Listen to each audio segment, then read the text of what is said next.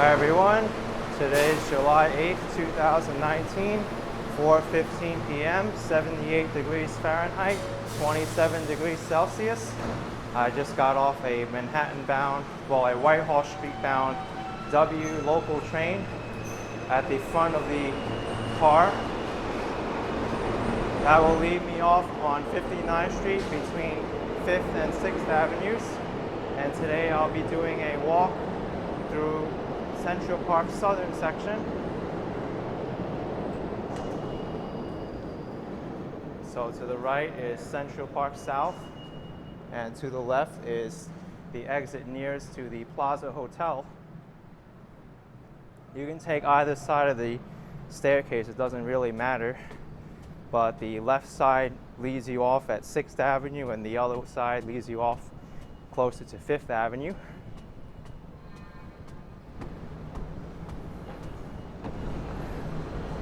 Here's the Plaza Hotel, which I'm facing across the street. And the subway entrance is right across the street from me. Unfortunately, you can't really see it because of that van there that's blocking the way. Yes, I look like a babe actually. But I'm going to be walking to the most popular entrance to the Central Park, which is on 5th Avenue and 59th Street. Here you can see some street vendors selling their artwork.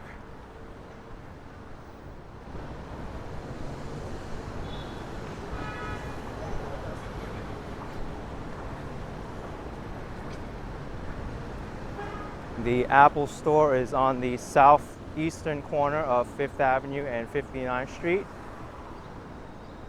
They're still doing construction on the main store, the Cube, as of today. But it should be open shortly. I see most of it has been finished already. It's still open for business 24 hours at the building behind it.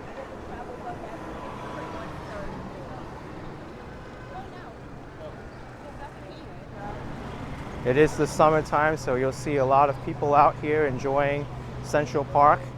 It is the most visited park in New York City by far, with 37 to 38 million visitors annually.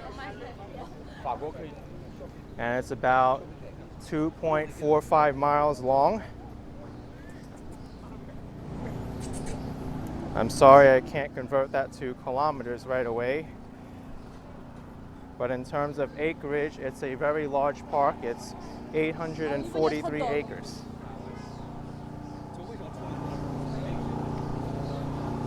It's bounded by 59th Street on the southern side, 110th Street on the northern side, 8th Avenue on the western side, and 5th Avenue on the eastern side.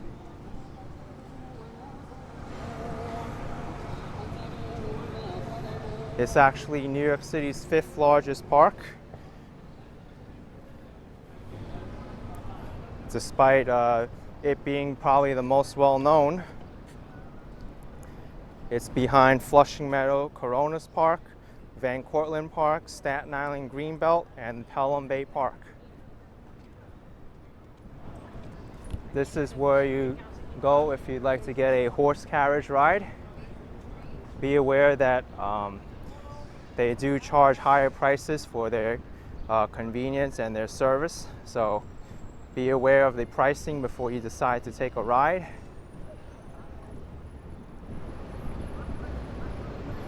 I'm descending into the lake portion of Central Park right now. The lake is one of the 7 bodies of water in Central Park, the biggest being the Reservoir, the Jacqueline Kennedy Onassis Reservoir, which I'll be ending this video at. Okay, this is no.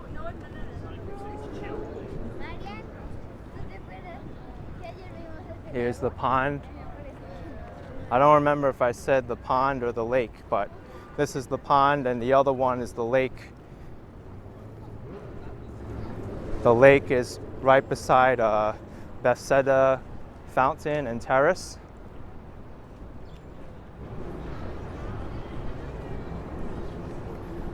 Here at the pond, was the incident of a famous Mandarin duck, Asian duck encounter last year. I don't know if they're still present in the park. I doubt they are after the long winter we had. But there's plenty of common ducks here. And I do think that's a stork in the background. Here's a giant rock in the middle of Central Park. Central Park has a lot of geological features. It was actually built in the 1850s and required a lot of work, a lot of people moving rocks and debris out of the park. It was notoriously hard to construct. A lot of people here taking pictures. It's a very popular place for photos.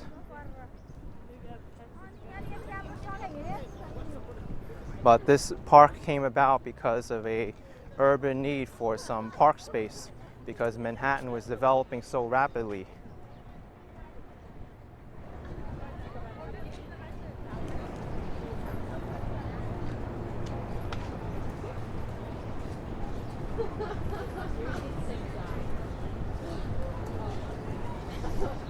So Central Park is maintained by the Central Park Conservancy. It was created because the park itself saw several declines back in the 70s and I guess early 1960s or so.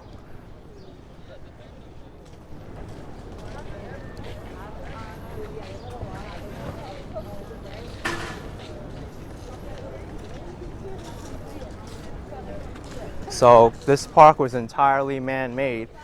It was created and designed by Frederick Law Olmsted and Calvert Vaux's Greenwood Plan under the Greenwood Plan design.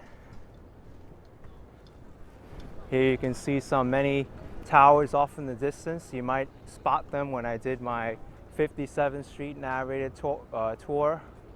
One of them being the Central Park Tower, which is still being constructed. There's the Essex House. This is the Gapstow Bridge.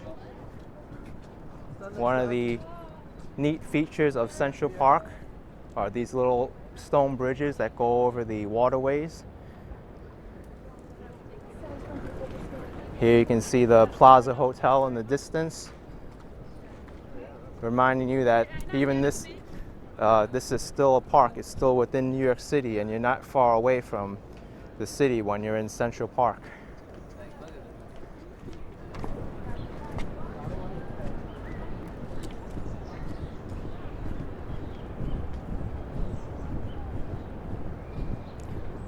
There's the sign for the Gapstow Bridge.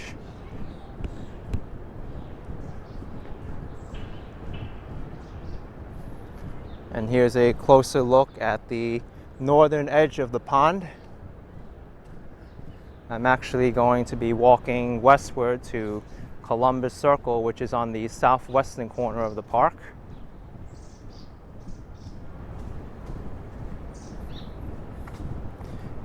And there is the Hallet Nature Sanctuary. Usually it's open from 10 o'clock in the morning until 6 o'clock at night, but sometimes their hours differ. And basically it's a nature trail within Central Park. It's really secluded, kind of hard to find, but that's what makes it so special too. It's very popular for people to come into Central Park and watch the wildlife, especially the birds.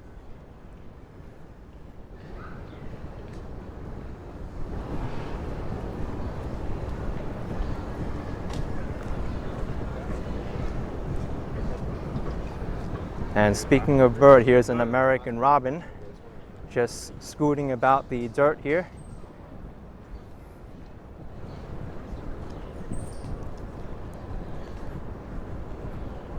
Well, what do you know? This is the Hallet Nature Sanctuary right here.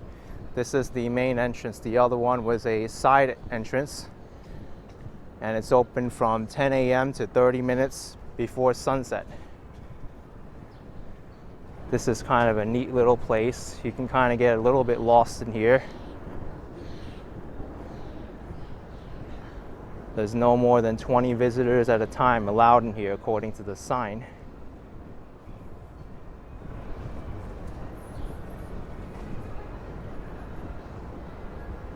I've seen everything from raccoons here to rare birds.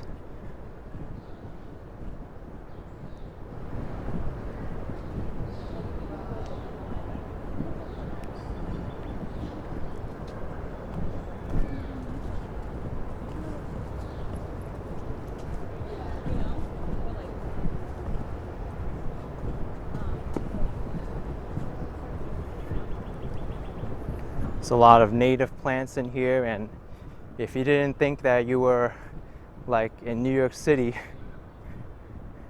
well, let me rephrase that. You could pretend you're not in New York City in here.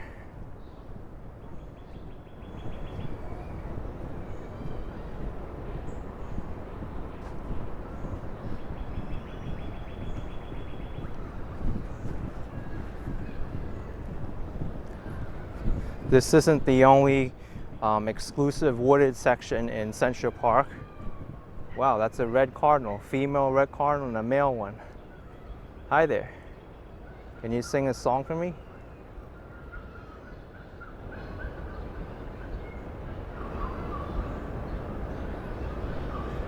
And this, I think that is a, I forget the name, maybe a finch. But it's incredibly cool how tame these birds are.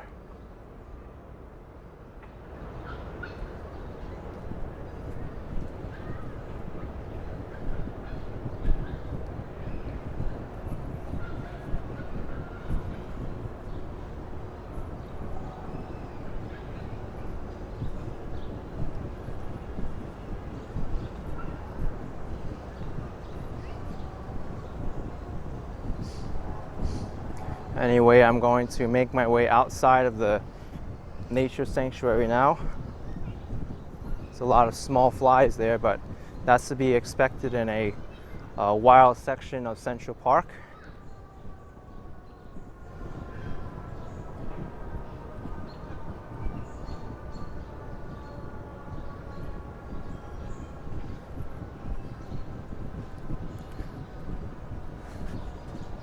So nice little cool place for a detour.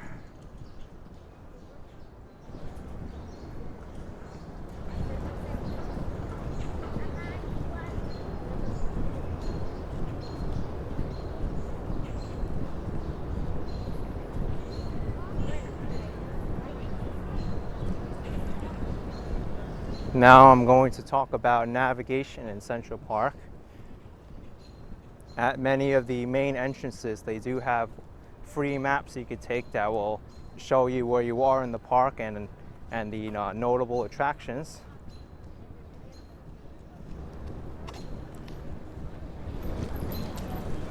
But I'll show you when I get to an official lamppost surrounding the main perimeter road, how you can easily find your way around Central Park, even if you don't have battery on your phone or a map.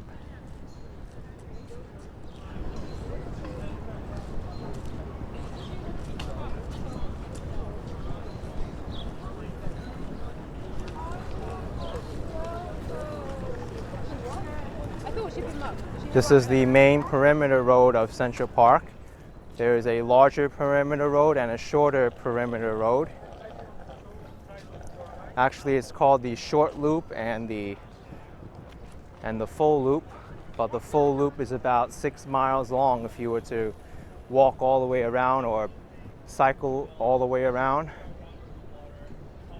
And the short loop only goes up to 72nd Street and then comes back down.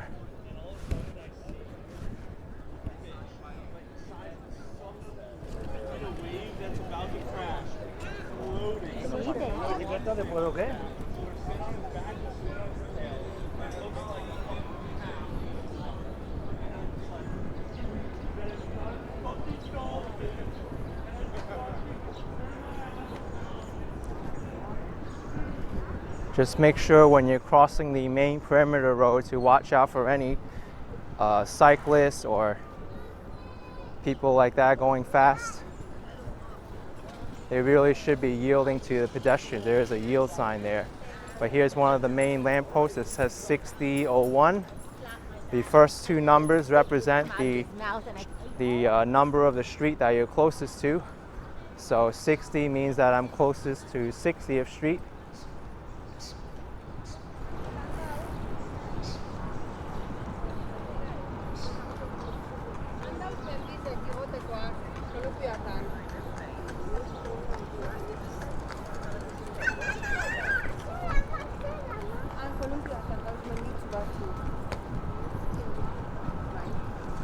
The squirrels are always very, very entertaining to watch in Central Park.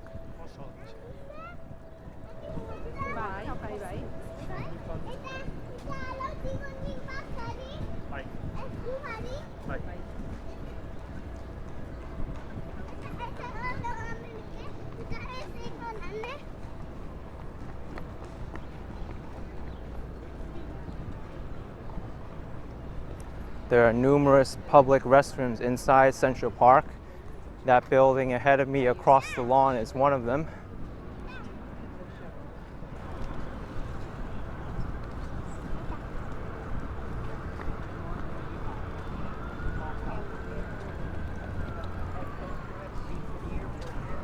Then you're all right.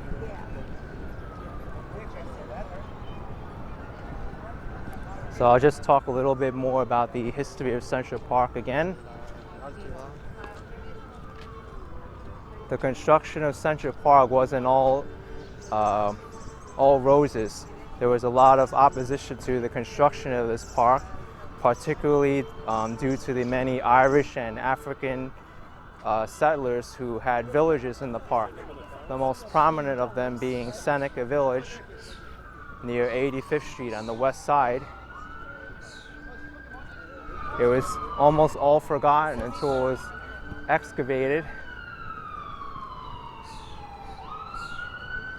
And many of the remains were actually moved to the African burial ground in Lower Manhattan, I believe. But a lot of the land here was claimed under eminent domain. That's when the government seizes the land in exchange for fair market value, so they can develop the land for public use. It's most commonly used to develop highways and other public roads.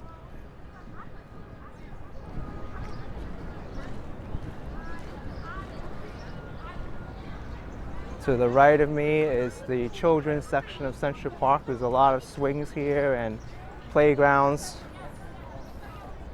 I'll show you later. There's also a carousel that's nearby.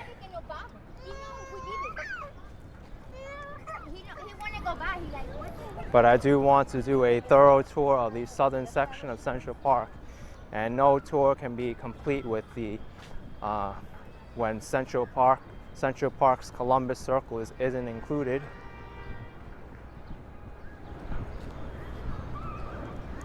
Actually, Columbus Circle isn't within Central Park, but it's one of the main entrances to the park itself on 8th Avenue and 59th Street.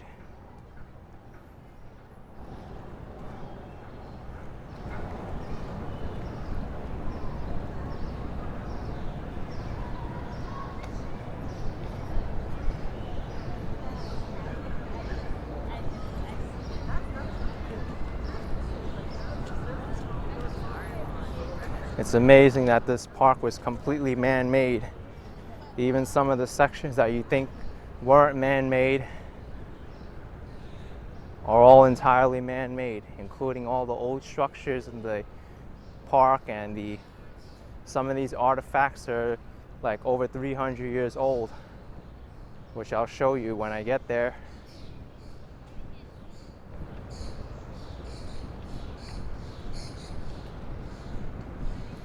Now, when Olmsted and Wu designed the parks, they did have some underpasses through the main perimeter roads, the loop roads, which was a great design. They could have added some more though, because at some of the busier places of crossings, such as at like 63rd Street and that loop road I was at earlier. It could have used a loop, an underpass there. Instead, you kind of have to wait for the light and hope the cyclists stop, or just wait for a clear signal to cross the street before you go, like now. But there are speeding cyclists like this one. A little bit scary, but if you're quick, then it shouldn't matter too much.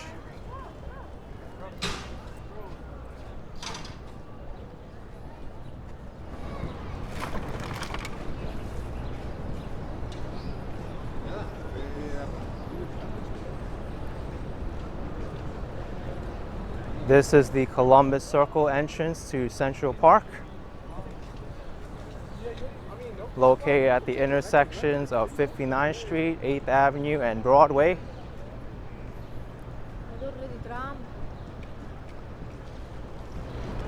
This circle is named because the statue of Christopher Columbus is in the center, and there's a big traffic circle that goes around it.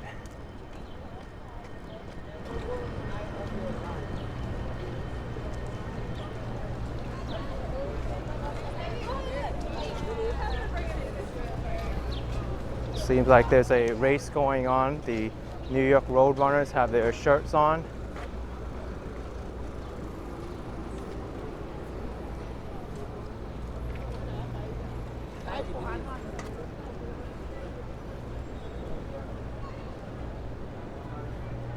Across the street from me is the Time Warner Center. It's a shopping mall and residence, as well as a commercial building. There's a lot of different food carts here for your pleasure.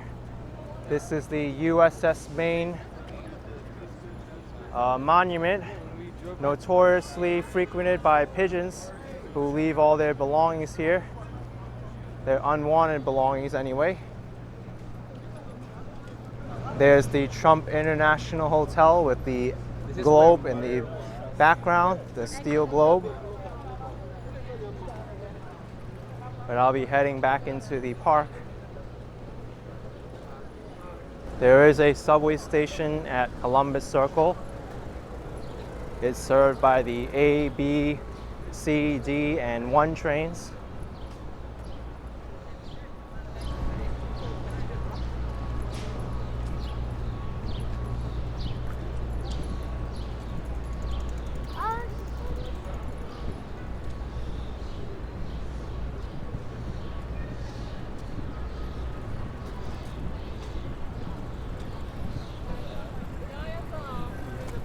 It's really a shame that this entrance to Central Park specifically doesn't have a safe way to cross the roadway.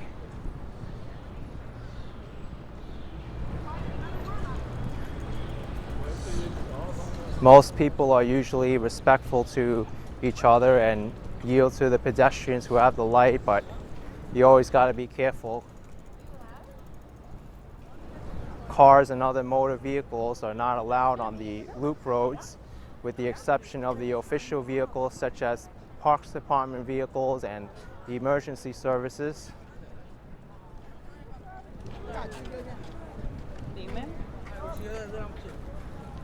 See here, I have to wait a little bit for the cyclists.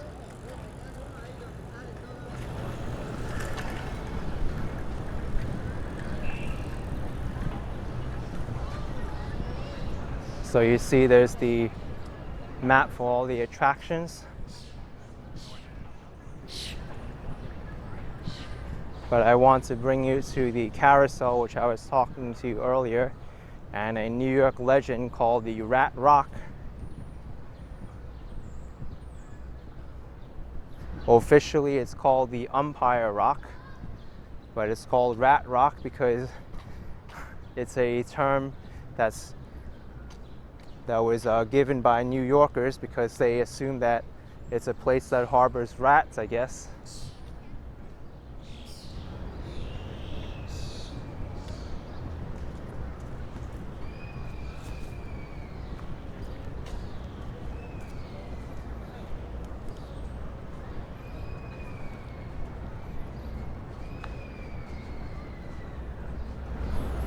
Let me just go over this way because I want to show you another arch that's very beautiful.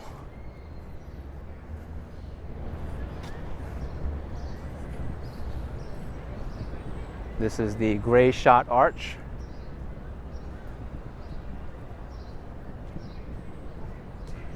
This arch could use a little bit of a paint job, but nevertheless it's still beautiful. Very intricate designs.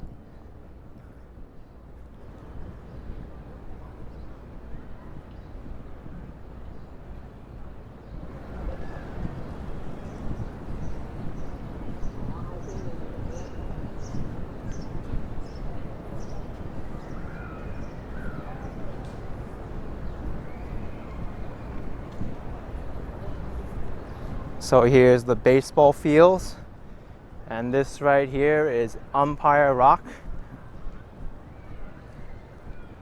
otherwise also known as Rat Rock. It's also a good spot for bouldering too.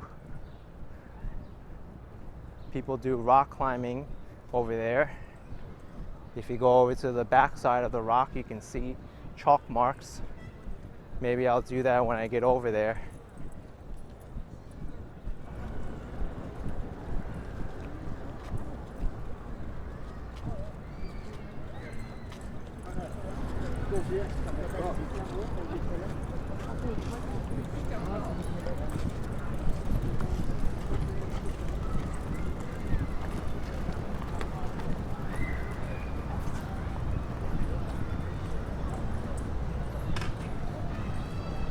So this is Rat Rock. I don't see any rats here today though.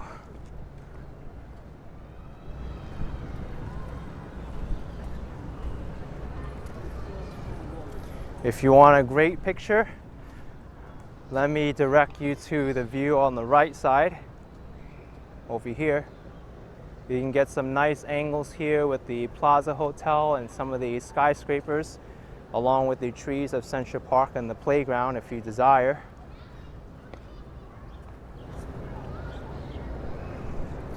But I'm going to get off this rock because I have a lot more to show you.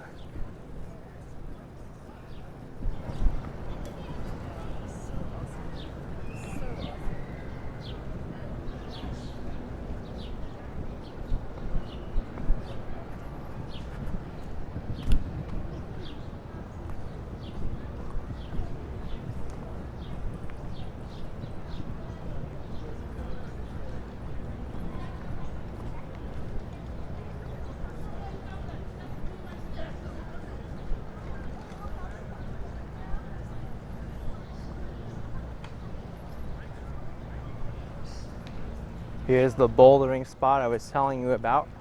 People do rock climbing here. There's good grip and hand sections here.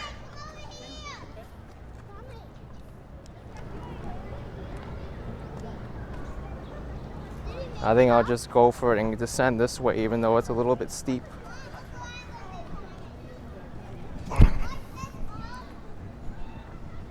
But this entire backside of the rock is full with chalk.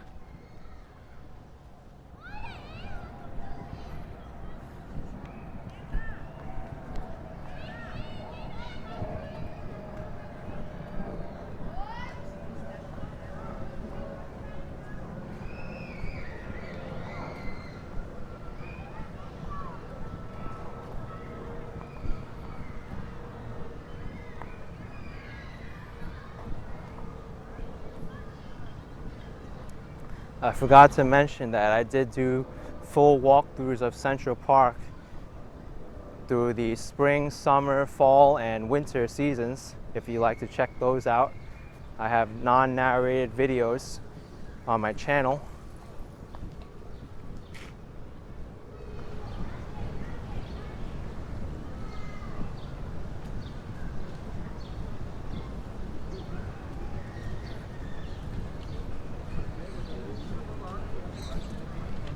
This is one of the many food stands within Central Park.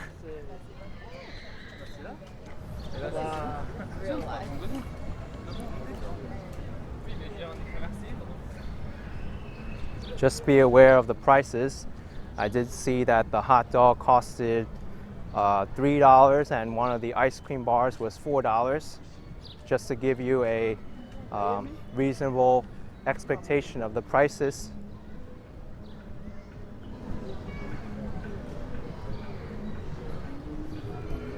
Oftentimes you'll also see some creative people in Central Park playing music or sketching your picture. It's really interesting.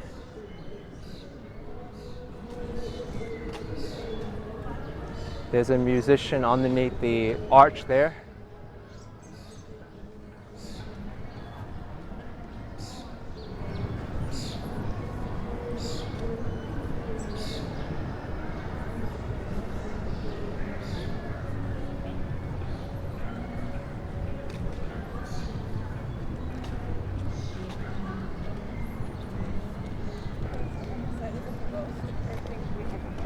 I know.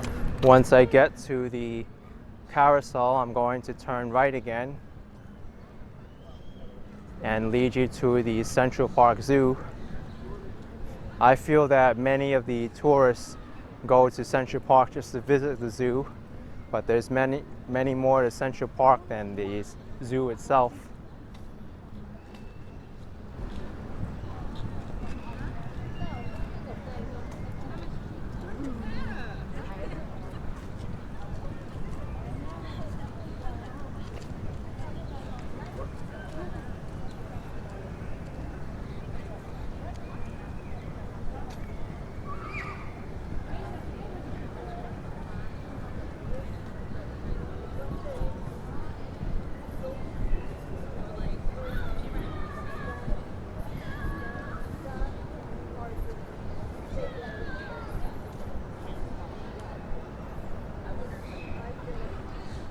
So this is the Central Park Carousel.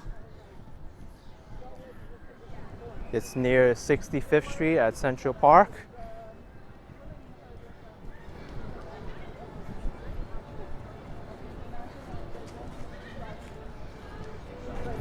This carousel was actually restored in 1990, and it has 57 carved horses, 52 which jump and 5 are standing.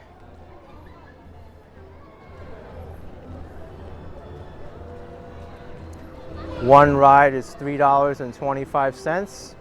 15 ride booklet is $45, and a 25 ride booklet is $72.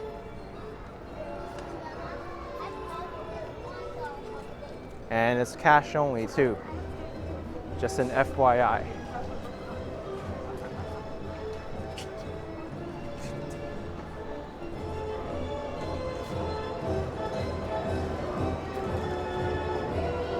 Doesn't seem to be too crowded at this time.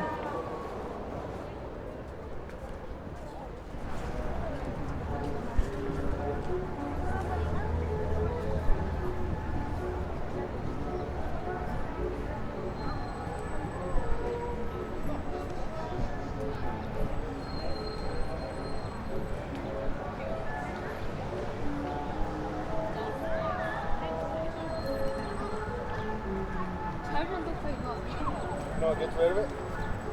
Running in the park. Merry-go-round!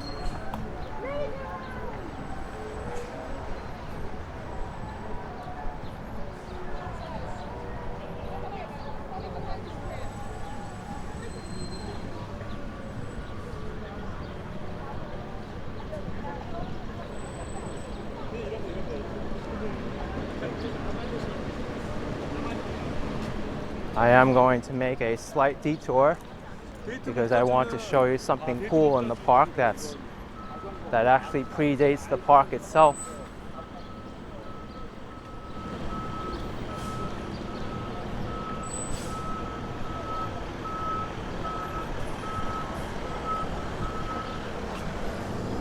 So I said that vehicles were banned in Central Park, but that's an official park sanitation truck.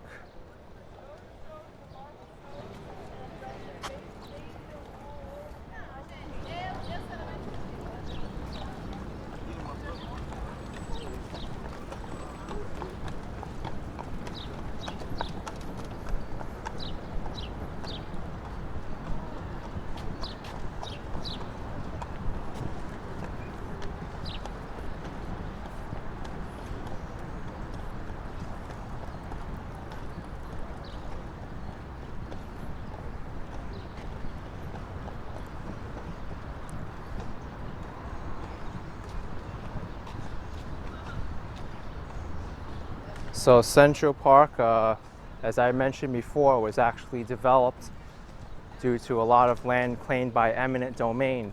But before that even happened, the land had to be surveyed, and this person named John Randel surveyed the land and actually put bolts in Manhattan Island at major intersections. So one of the bolts is around this area where 65th Street would have met 6th Avenue. It's on this rock somewhere. I've seen it before. I don't know exactly where. Or maybe it's on the rock ahead.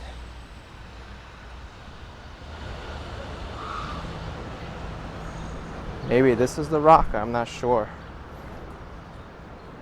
But it used to be here anyway. It's sad that it got removed because it's not here anymore. But let me check the northern side. It has to still be here.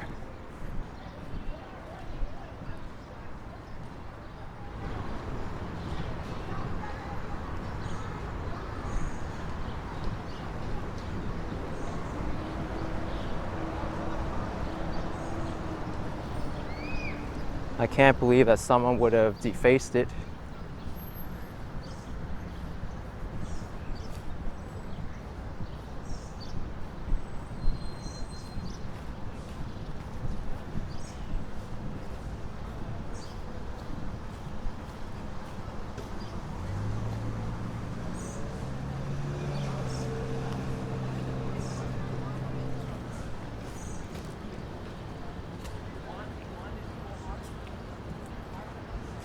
Yup, I actually don't see it.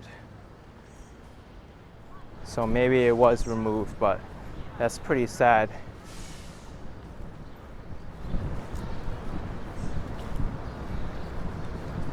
If I find an old picture that I took of the survey bowl, I'll put it up, but it's pretty neat.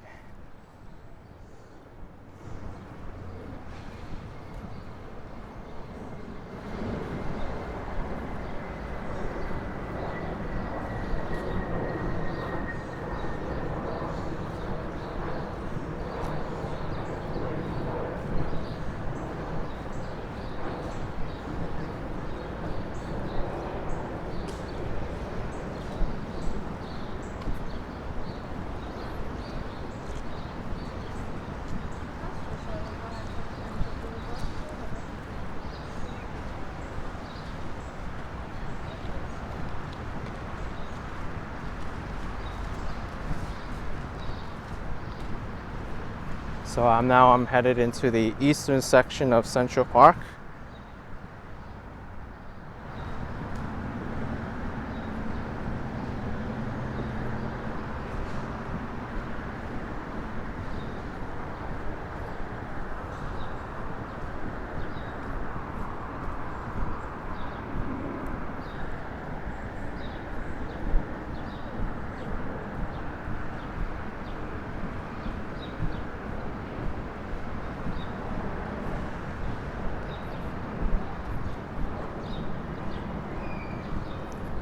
This is the Dairy Visitor Center and gift shop.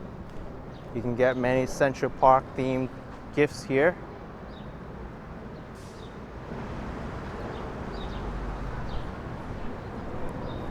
And over here is the chess and checkers house. You can actually get a loan of a chess or checkers set by going into that building during normal hours and giving your identification. So pretty cool place.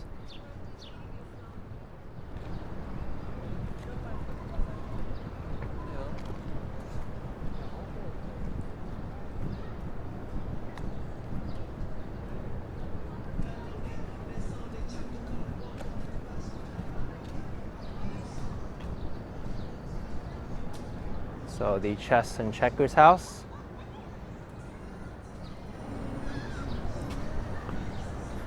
The designers of the park put a lot of these game areas close together because they wanted this to be the children's area. That's why you have the carousel there, the dairy house, the chess and checkers house, and the carousel.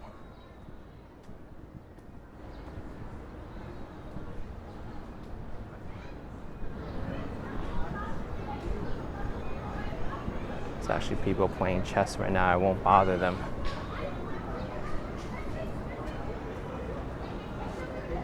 But yeah, pretty cool. In the summer, it's open from 9 to 7. But in the outdoors, there's actually chess and checker game boards directly drawn on the tables themselves. So interesting outing if you're ever in the area and desire a game of chess or checkers. You can come to the Chess and Checkers house.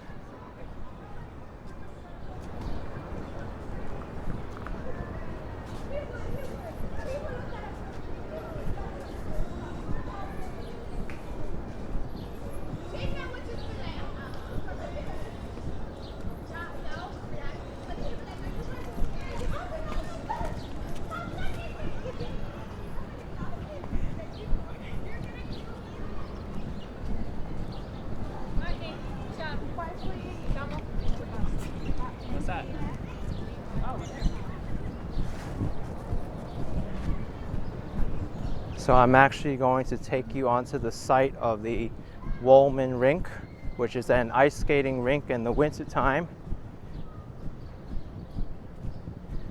But in the summertime, this ice skating rink becomes an amusement park. It's operated by the same owners as the owners who run Luna Park in Coney Island.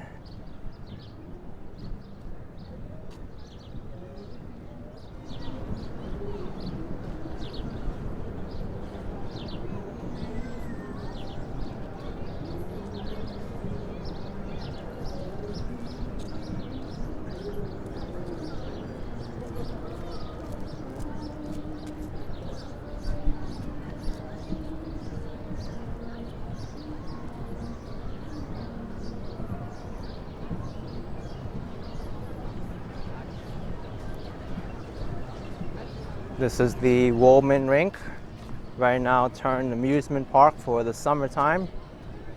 I don't know when exactly this amusement park ends, so if you decide to visit it, make sure to check their hours before you go. It's called the Victorian Gardens NYC at Wollman Rink.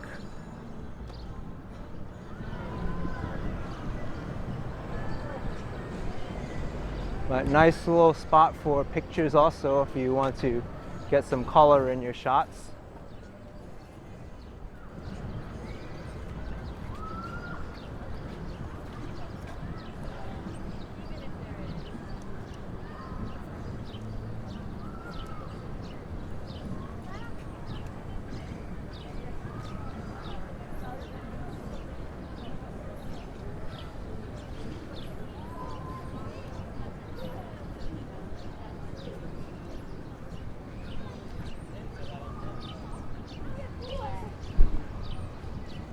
This rock is very, very impressive.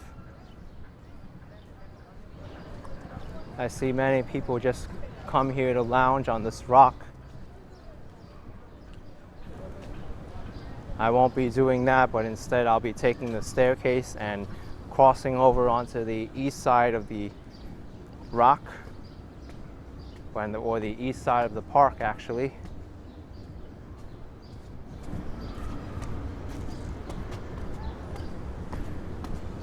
So the Central Park Zoo isn't too far away.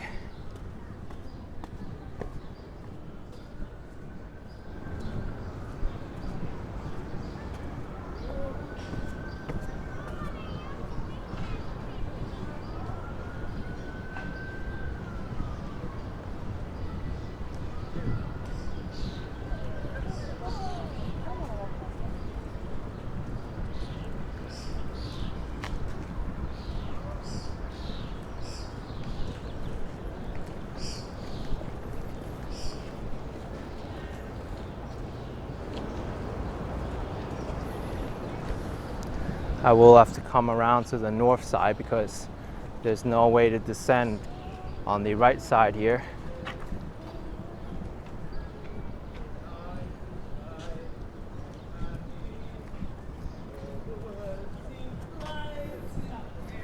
This rock is a great spot for pictures, as you can tell.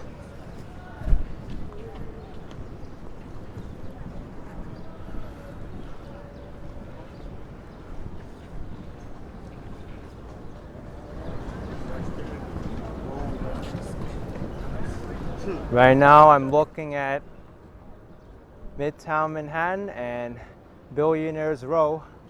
Towers are still being constructed. There was a lot of opposition due to the doubts on whether those structures will cast shadows on Central Park, especially during the winter time. And we all know that Manhattan is striving for sunshine because of all the tall buildings.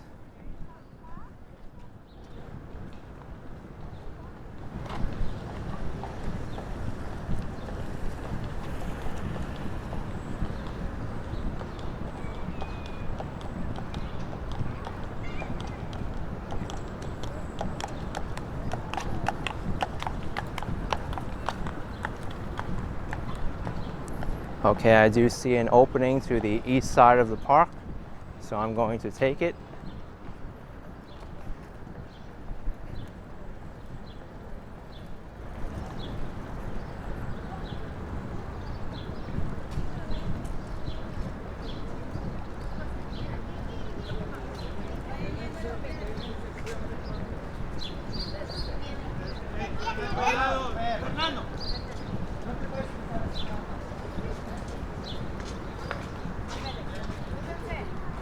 Parents are instructing their children to not wander away too far, I assume.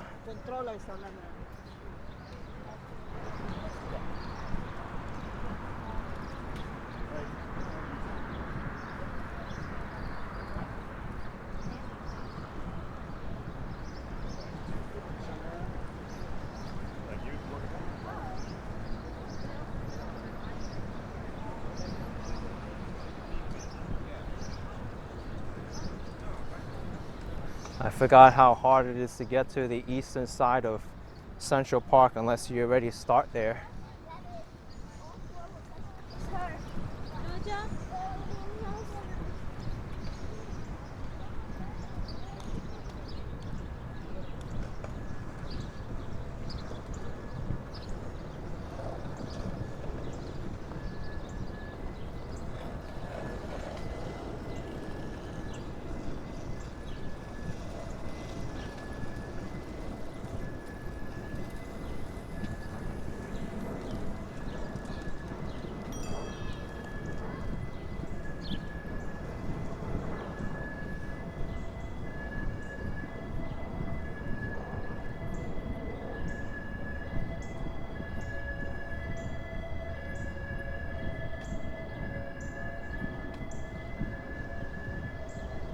Some beautiful birds around here.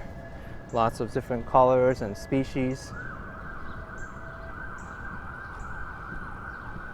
Here's another nature sanctuary, the Dean's Slope Native Meadow.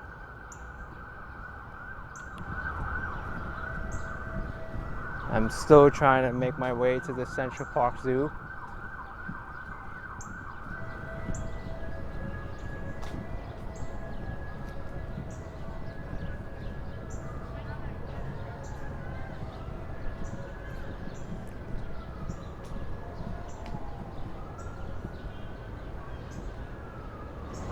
Hello.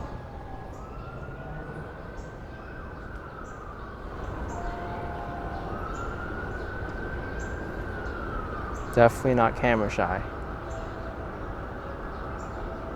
Did that bird just poop in front of the camera? Shame on you.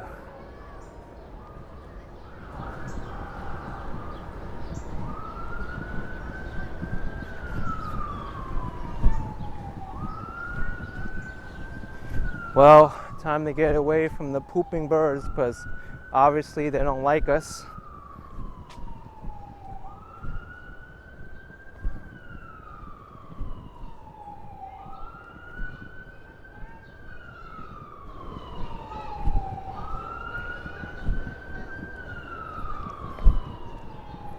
I'll come back this way once I make my way down to the zoo and show you, as well as the Arsenal, which is the headquarters for the New York City Parks Department.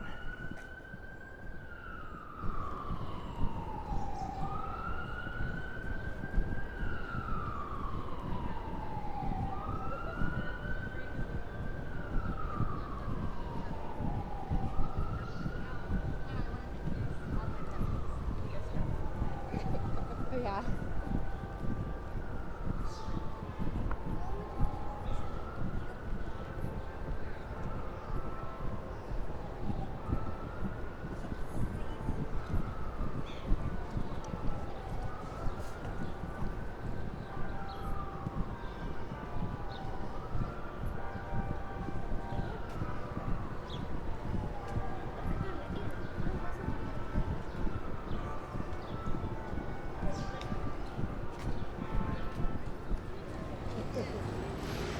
Okay, battery died. I just replaced the battery. Let's return to this walk to the Central Park Zoo.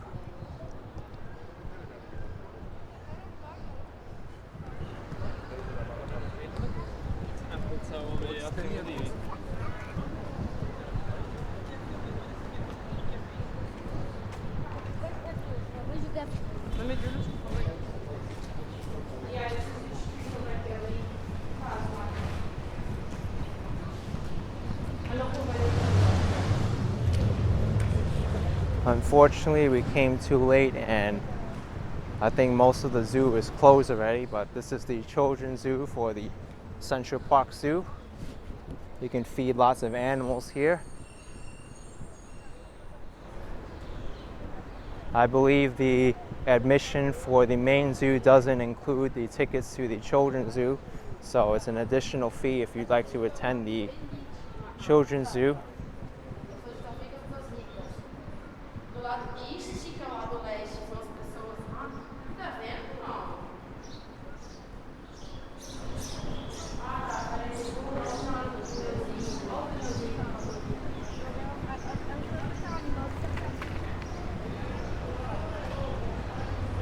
So this clock, I forgot the name of the clock, but supposedly it has over 40 different songs it could play.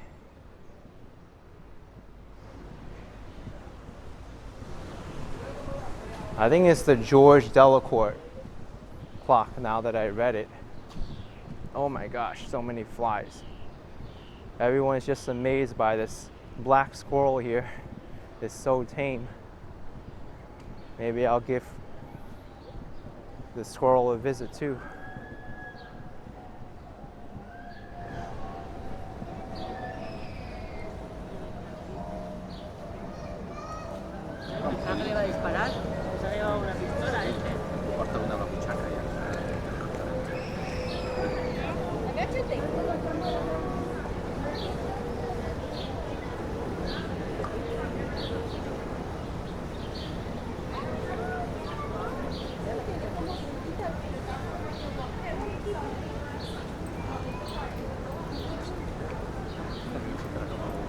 Wow. I think this is the closest a squirrel ever let me go up to with a camera. All right, say bye.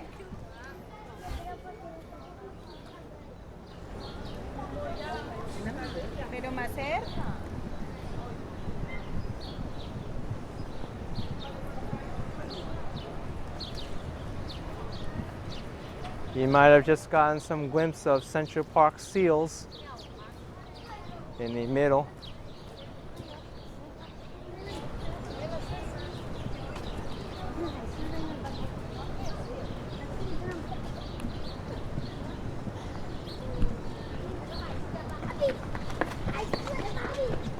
Dinosaur Safari is the main exhibit now. Well, looks like they're advertising for the Bronx Zoo.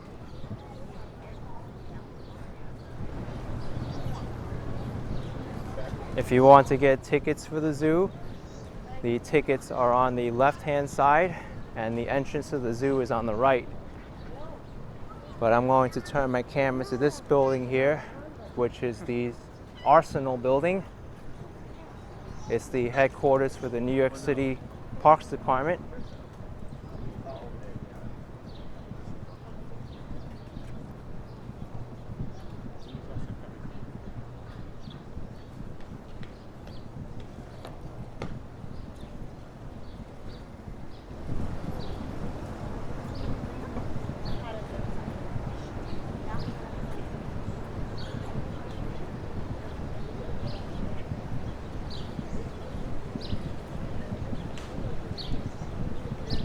So now that I'm exiting the zoo section, I'm going to take you on a tour at the Balto Statue, the mall, and the Bethesda Fountain and Terrace.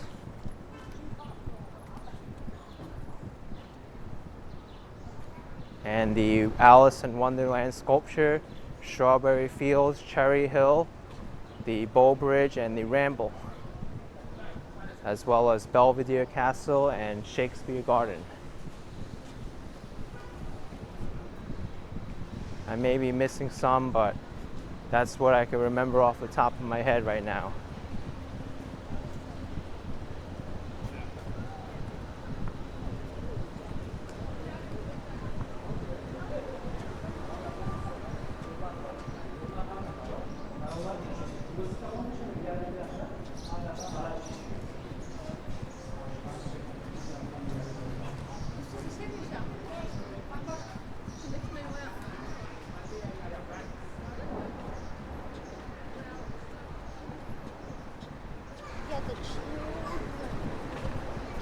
I'm actually going to get a drink of water right now, so excuse me while I get some water.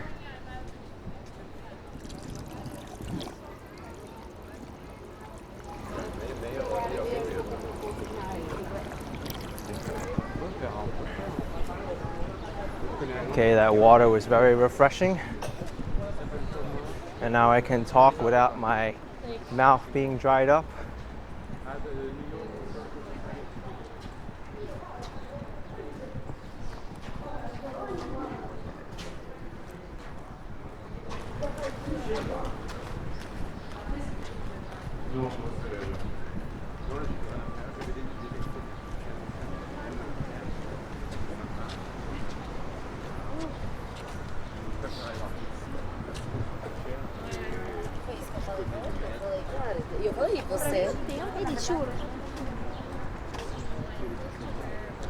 I won't be going over to the right side, but there's an interesting building at the top there. I see many brides and grooms going up there to take pictures.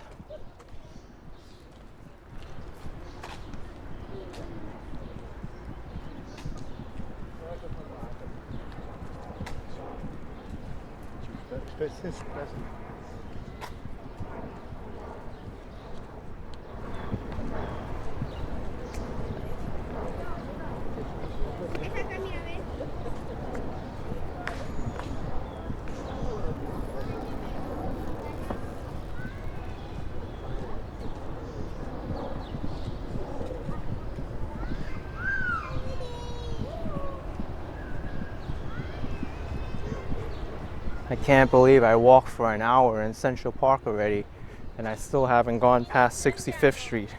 That's how massive this park is. I still have quite a bit to go before I reach the reservoir.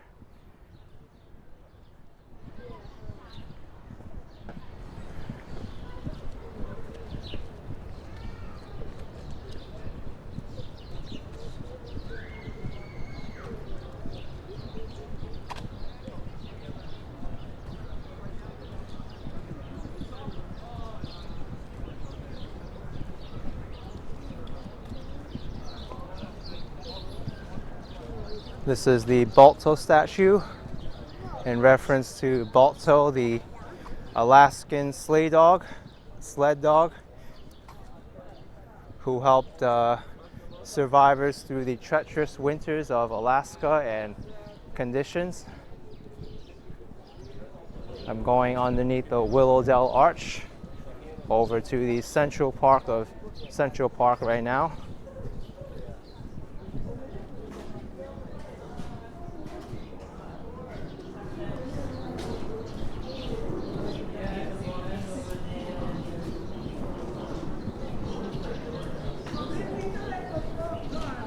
It's great to visit Central Park during any of the 4 seasons. Each season brings along a different vibe to the park, whether it be different vegetation or geographic features. There's a lot of different events going on at the park depending on when you come.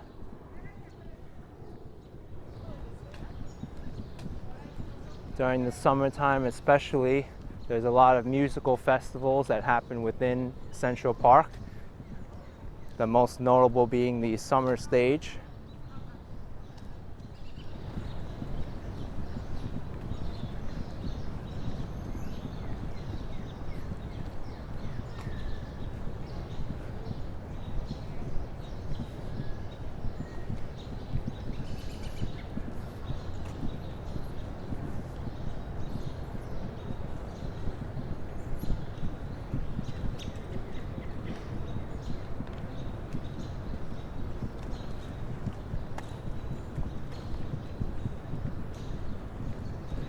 I'm just about to enter the mall right now. This was meant to be the defining feature of Central Park. It was designed that way. Basically, it's one long walk towards the middle to the Bethesda Fountain and Terrace. I can never pronounce that name correctly, no matter how long I try or how hard I try. But I won't be going there yet. I want to show you Meadow, which is in the western and western central part of the southern half of the park. It's a nice part of the park for some recreational activities and picnicking, things of that nature.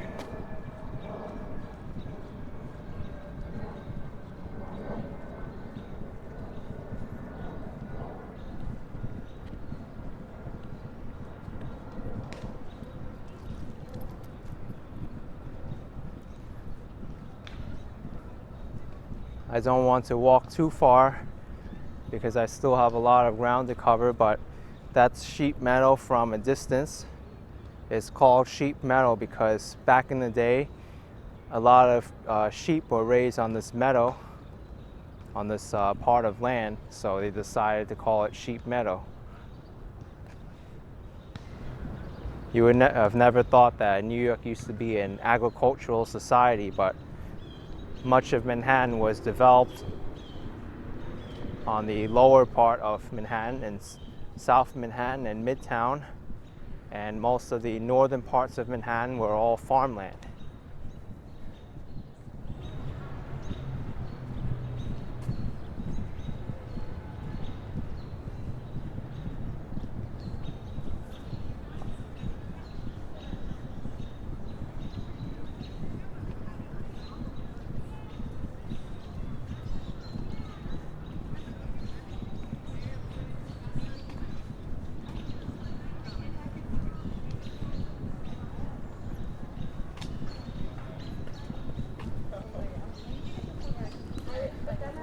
So I do think that more movies were filmed in this particular location of Central Park, the mall and the fountain, than any other location because it's so iconic.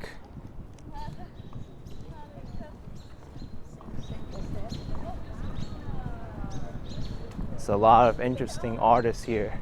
Yeah, but it's easy to transport. $10 for a self-portrait. He's so talented.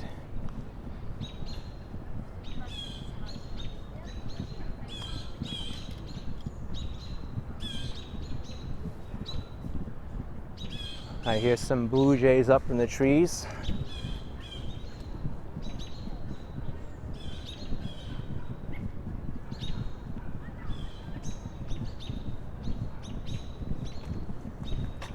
Just a quick note, because I saw a person on a city bike just pass by. Cycling is not allowed in Central Park unless you're on the main loop road or the southern loop road.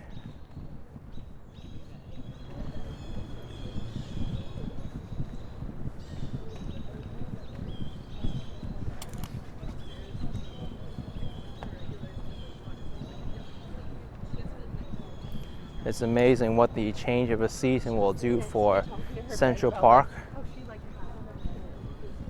I was here numerous times during snowstorms and nobody was out here in the mall or the fountain. It was like I had the whole park to myself somewhat.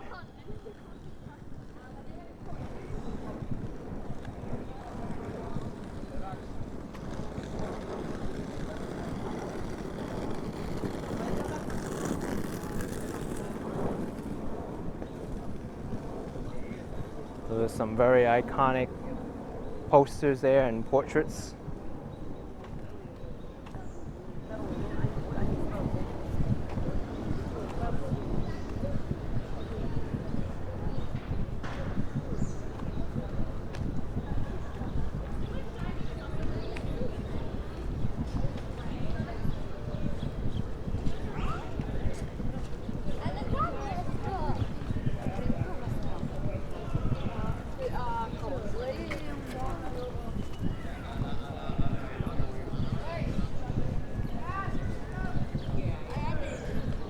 I always enjoy these bubble entertainers. They always have a lot of fun with the children, like here.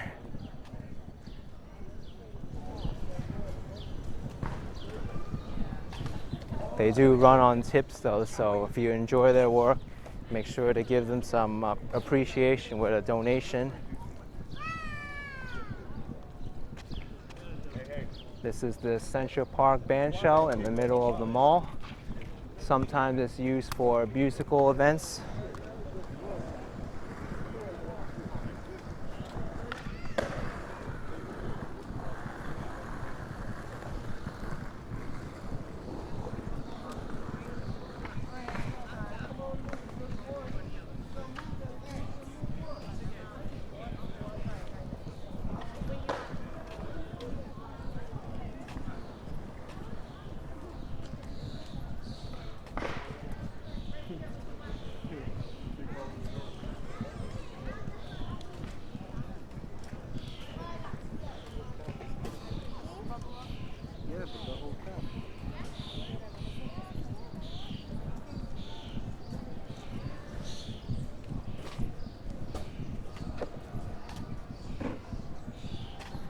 So I'm approaching the Bethesda Terrace.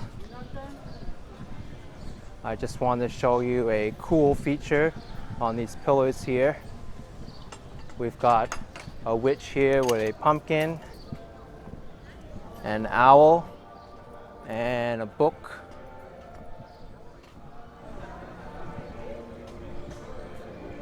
Here's a house with some hay and a tree and a chicken,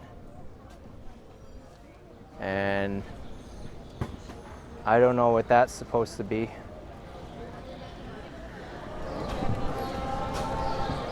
There's a nice restroom here for the men's room on the left side and women's room on the right.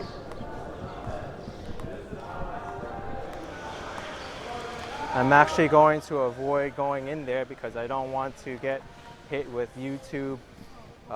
a YouTube copyright claim on music, and then I'll have to replace the audio, which isn't very good. So instead I'll go over and show you the fountain from the other side.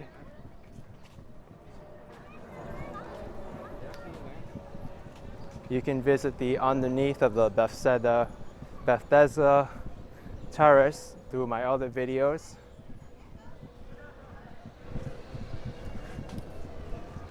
But the architecture is truly unique and the ceiling is just amazing.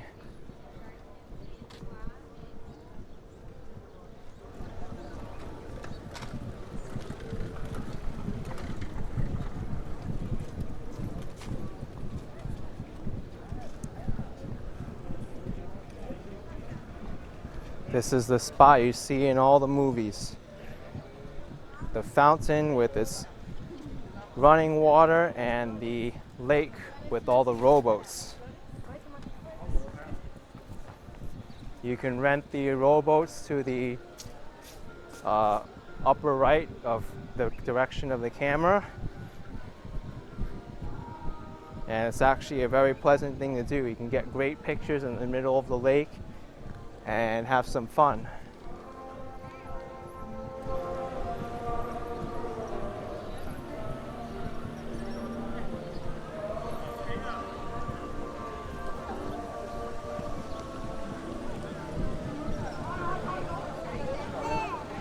It's just so pretty over here. Everyone's out enjoying the day. People from all over the world, New Yorkers and worldly people alike.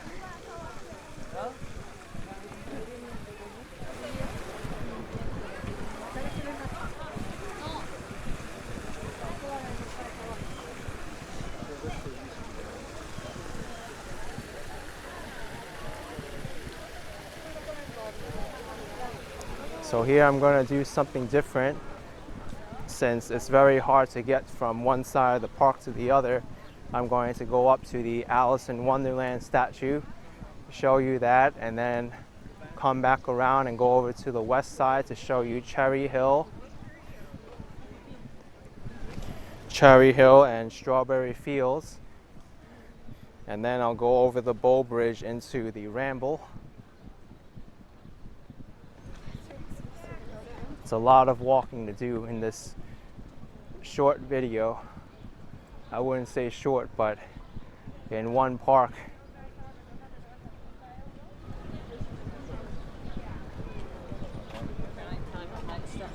Yeah.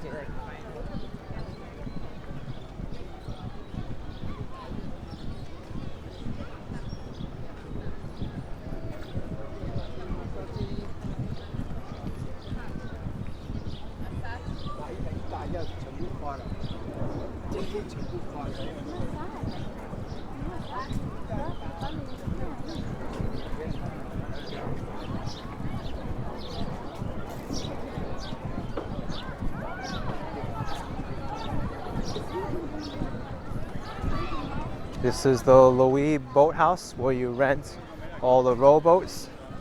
I'm not sure of the pricing. Make sure to check it out on their website if you're interested in renting a boat here to go out.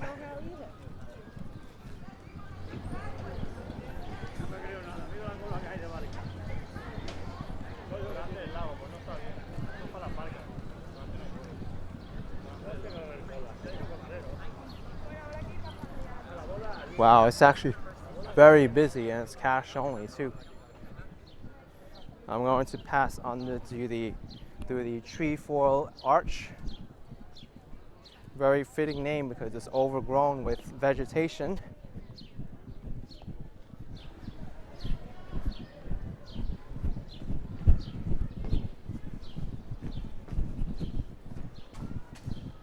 Yoo-hoo! Nice echo in here. You can hear me pretty loud and clear.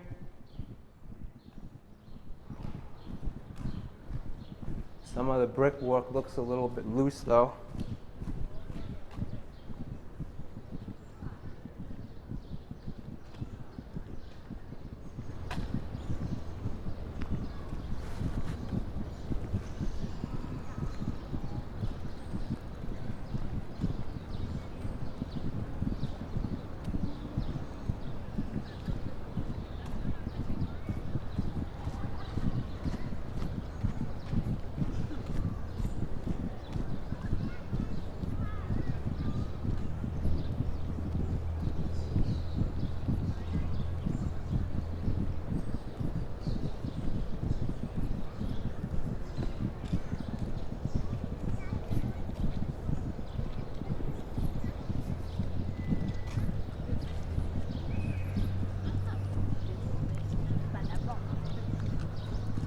So here's another body of water.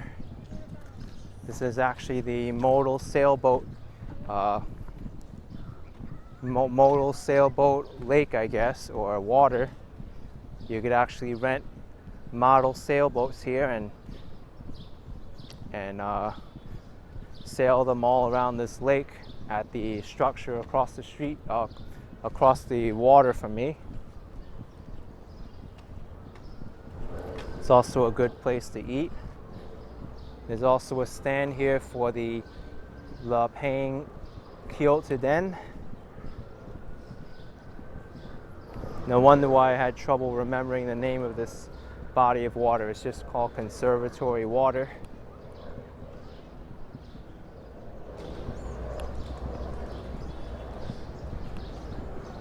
There's a pair of ducks just grooming themselves.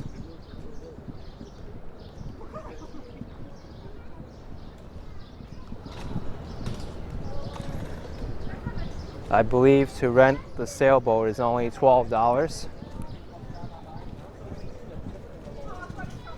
I may be wrong, but make sure to check the pricing before you decide to rent. Wow, that's a lot of bubbles there. It's fun to see these children go at it with the bubbles as well.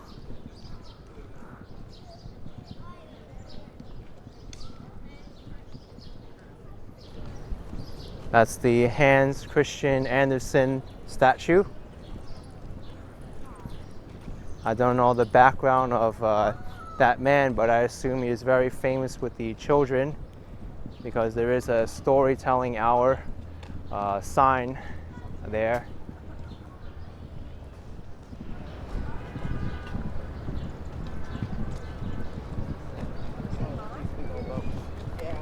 It doesn't matter because there were people everywhere. No, and if there was a people like go for anything, like.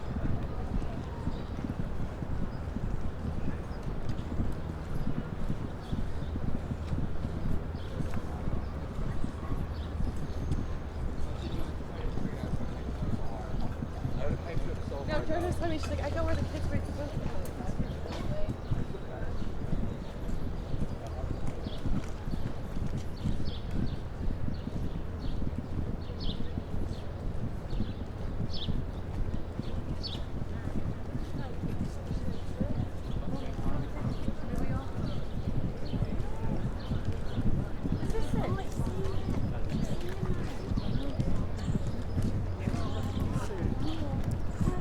So here's the Alice in Wonderland statue.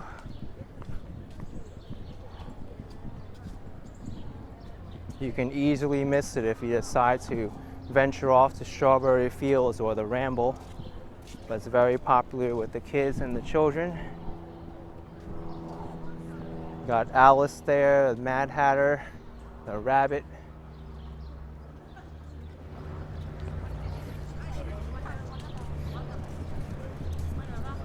Now I am going to make my way over to the Strawberry Fields and Cherry Hill, which is back there.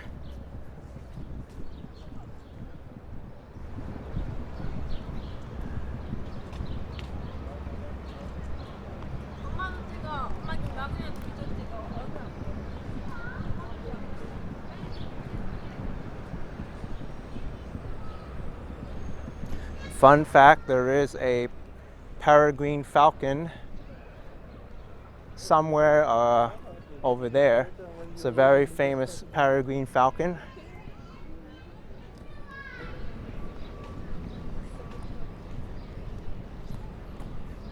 But that peregrine falcon has been here for quite some time with a nest on one of those buildings.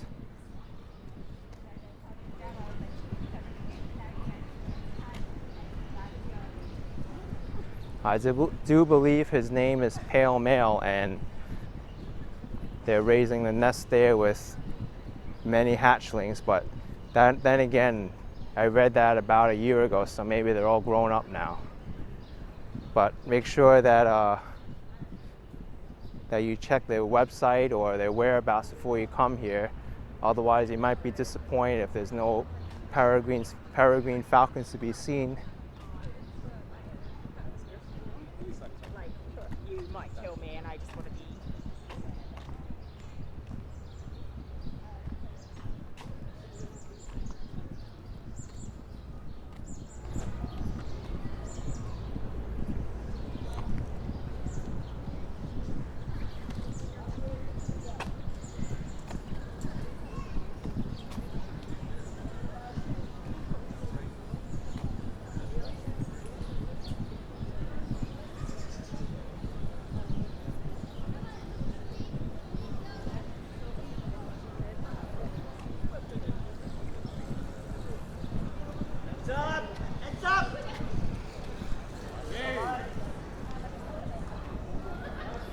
That's why it's so dangerous to cross against the light here when you don't have right of way and there's a speeding cyclist. You have to cross at your own risk.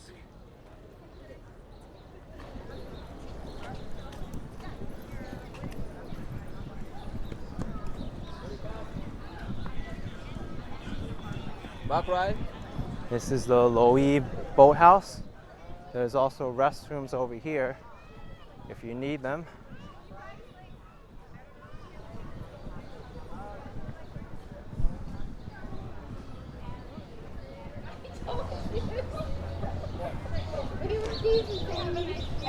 there's newspaper in there. No, it fell out. It's also a great restaurant here. You can take a quick look at the prices.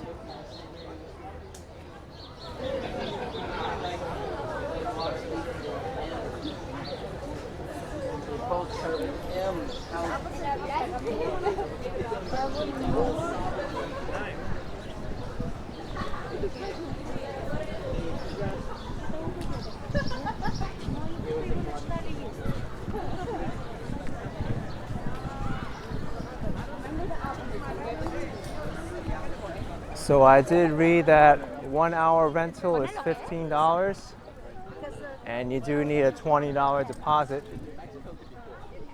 There's also a fee for every 15 minutes after the 1 hour rental. Yeah.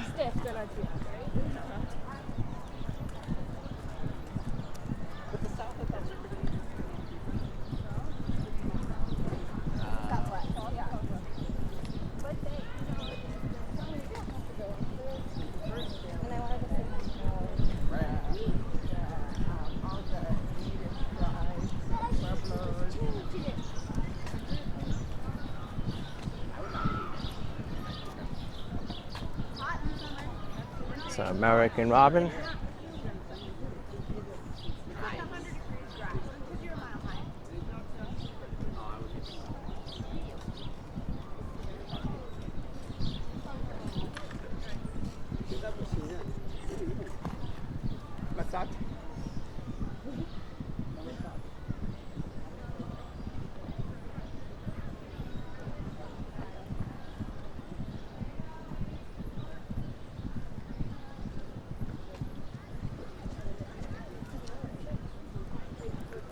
One thing I will say though, if you come here during the right time, you can get some very, very beautiful cherry blossoms all around the lake.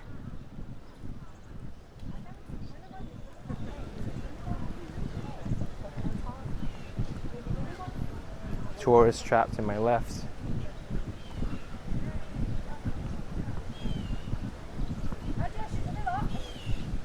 I do want to mention that anyone you see giving beads to you or pamphlets or a special like ornament, they may be giving you a fake item. Well, it's not fake, but it's an item to try to get you to depart with your money.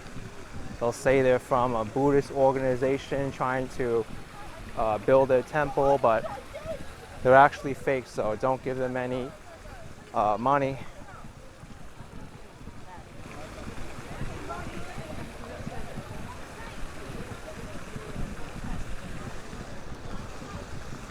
Several Buddhist temples have actually said that they won't be out there in public asking for donations or solicitations. That just doesn't happen. Many news sources and YouTubers have also reported on the scam. It doesn't happen only in New York either. It happens in other cities around Europe, the United States. It's very common actually, and it's a shame.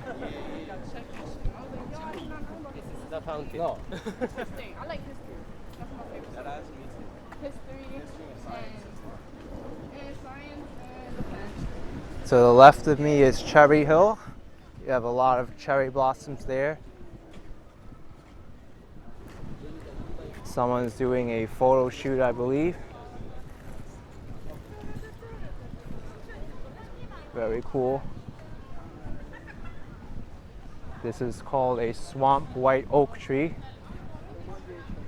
Very nice with the leaves extending to the water line.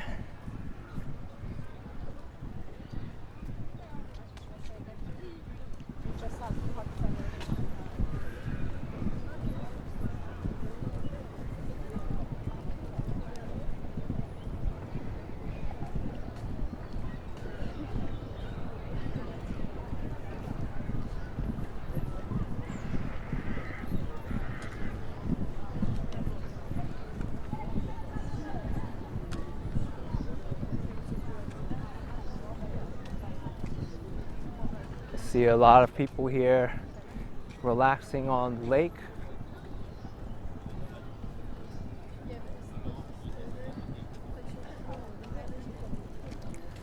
This is the Bow Bridge, also featured in a lot of movies.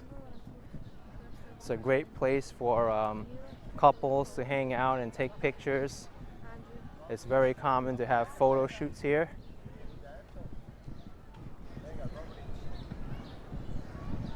You can get a much better view of the bridge from the side.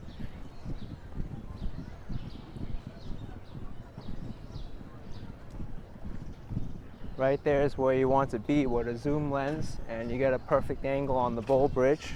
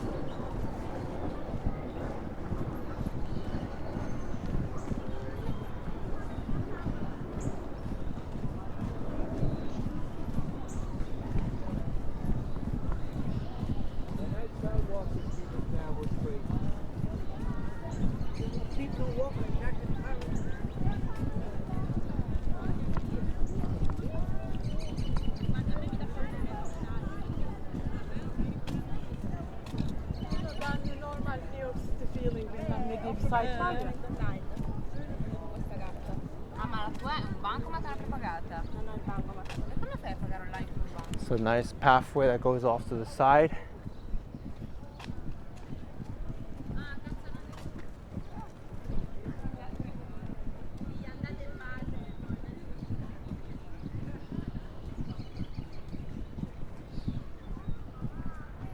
In front of me is the Cherry Fountain. Well, it looks like it's under renovations right now. It's where a lot of the pedicabs and horse and carriages leave you off.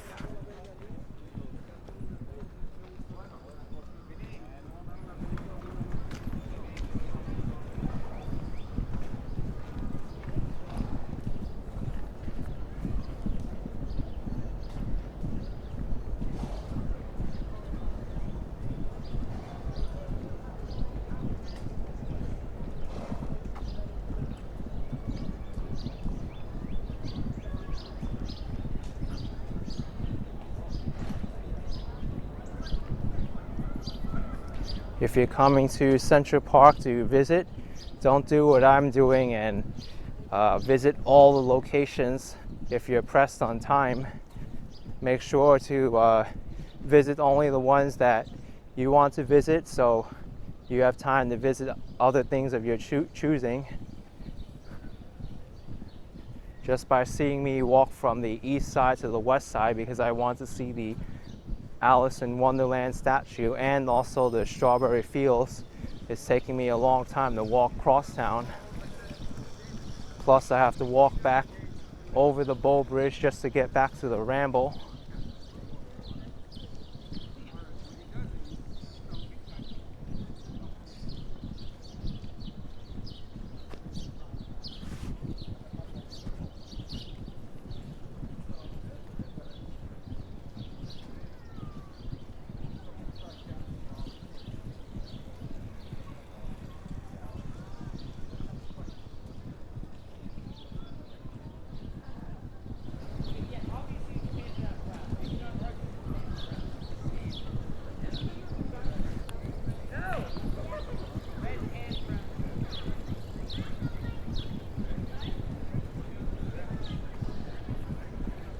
Here's a statue of Daniel Webster.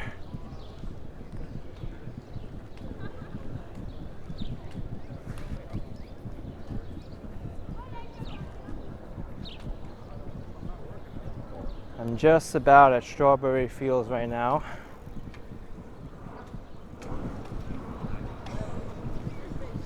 I have to cross the street.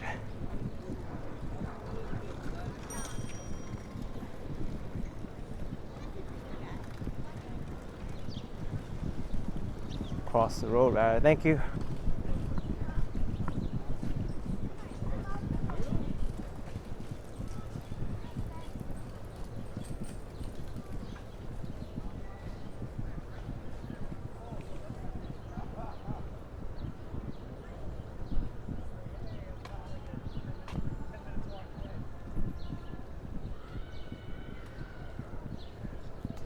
It's not too uncommon to hear Beatles music around here.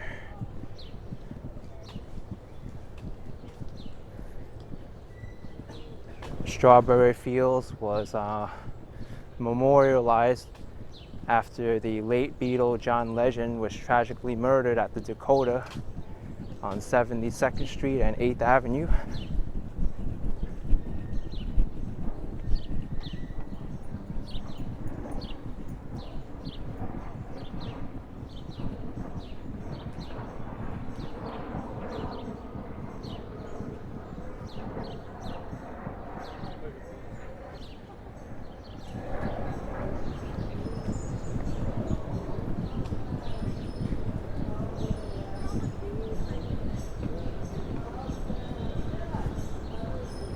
Yup, and there's Beatles music being played right now.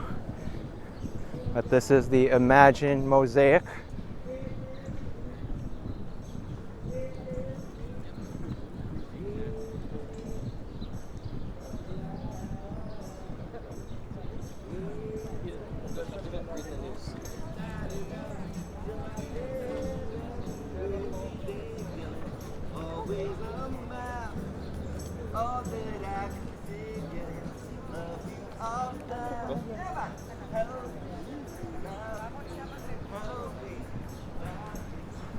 Very talented musician there. And since I mentioned it, I am going to walk to the border of Central Park and show you the Dakota building where John Lennon was tragically murdered.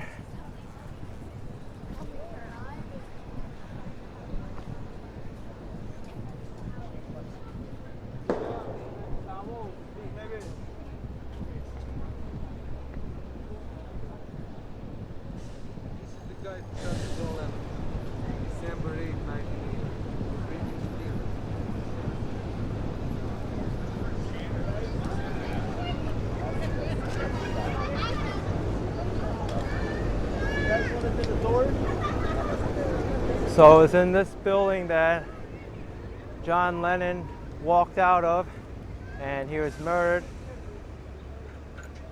The Dakota building at Central Park West and 72nd Street.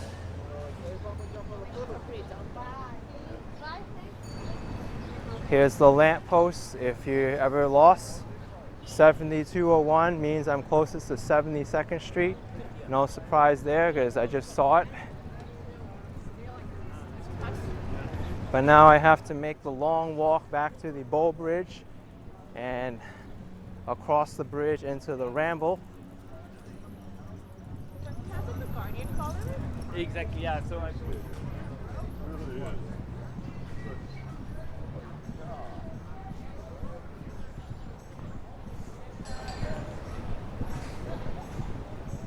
Okay, my battery died. I'm walking from Strawberry Fields back to the Ramble. We're playing Hey Jude now.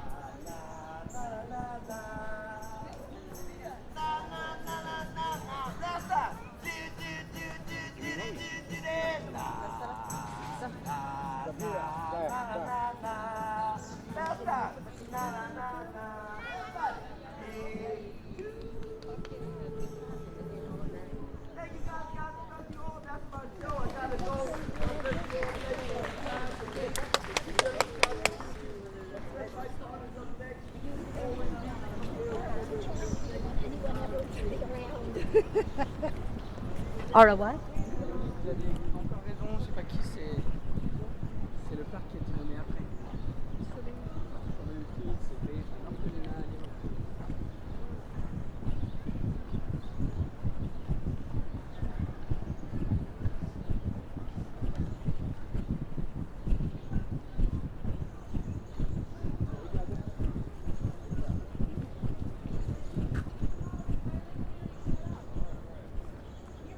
Can I Thank you. Thank you. All right.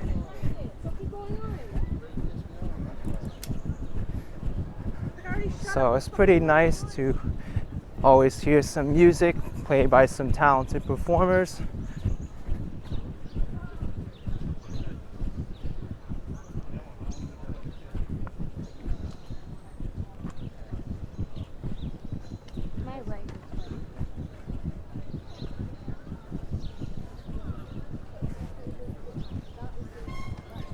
I have to cross the street again.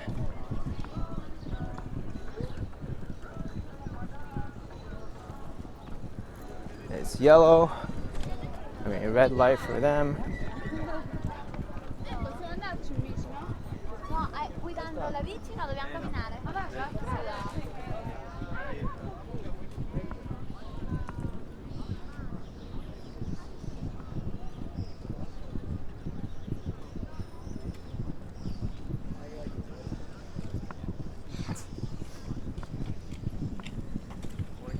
Yeah, I watched all 4 episodes in one night.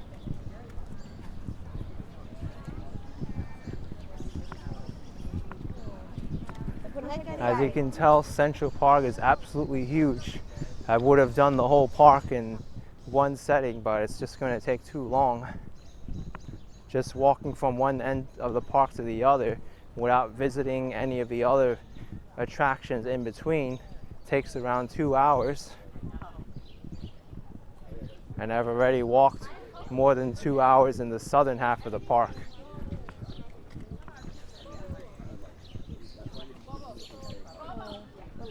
I'm approximately 1/3 of the way done with the whole entire park. So you can just imagine if I were to cover this park thoroughly, it would probably take me at least like 6 hours to do.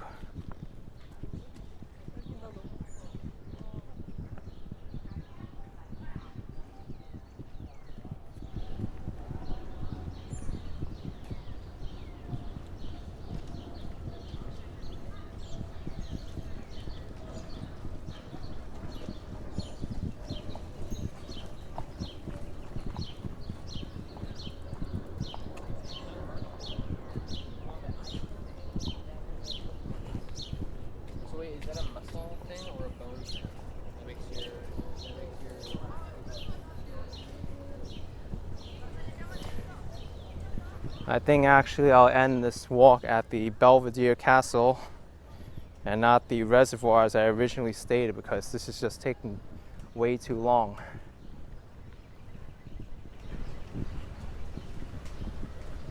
I can always come back to do the rest. But it's just incredible how insanely huge this park is. Which is why doing a narrated video of Central Park in general will just take forever, because there's so many sites that I want to see or I want to show you. I may have to do this in like 3 parts. That's probably what I'll end up doing, maybe even 4.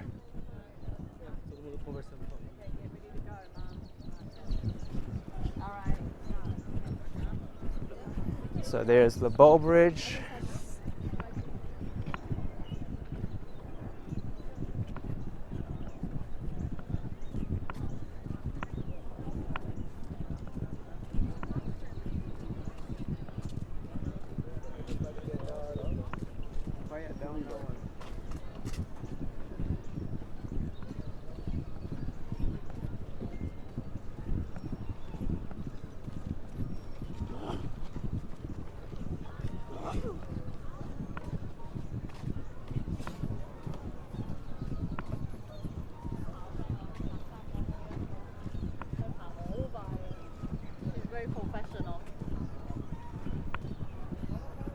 There's the Bow Bridge.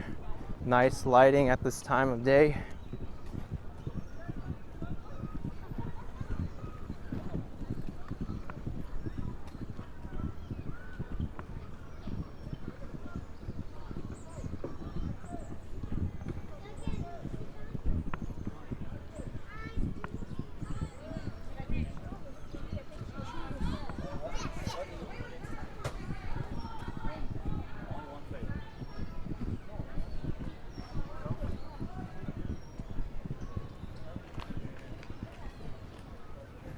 what is going on here with these birds.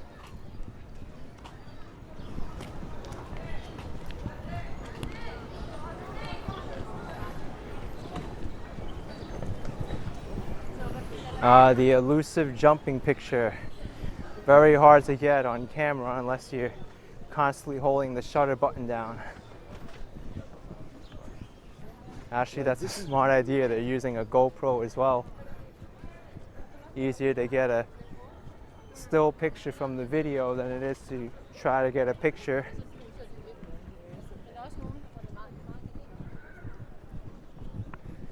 But now I'm in the Ramble. The Ramble is one of the main wooded sections of Central Park. You can get lost in the Ramble. There's many different places on the Ramble. I won't be able to show you everything that the Ramble has to offer, but I'll show you a few highlights. If you continue to the right here and follow the coastline and continue to make a right at the first available opportunity, you'll get to pass by a part of the Ramble called Ramble Point that will jut out into the pond. But I do want to show you a cool part of the Ramble, which is a cave that was accessible by all the rowboats on the pond here. It's still accessible, but the interior has been sealed off.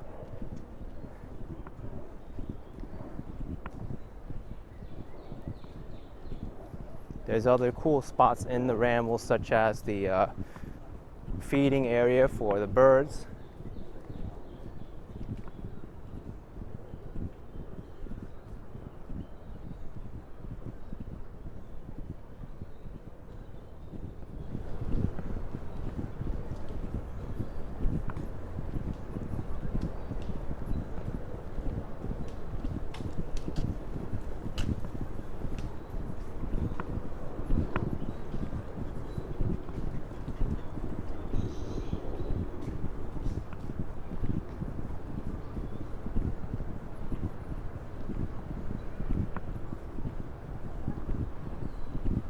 It's really quiet in this place. Sometimes it feels like you're the only person here, especially if you come during odd hours, which I don't recommend at all.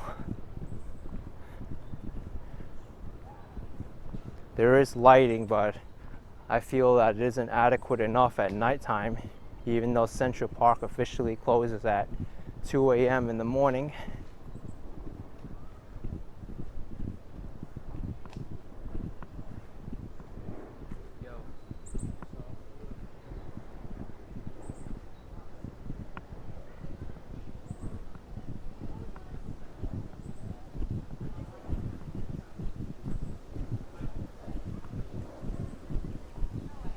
Someone's having a picnic here.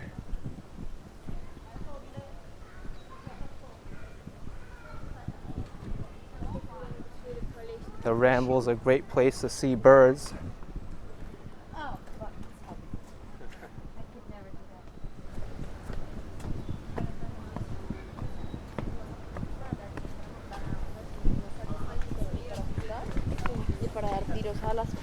I really don't know why people are bringing their city bikes up here. Like, it is a timed rental, so they're just wasting more time on the city bikes bringing them up here rather than docking them in Central Park and then like checking out a new one later. Plus, as you heard them mention there before, it's heavy.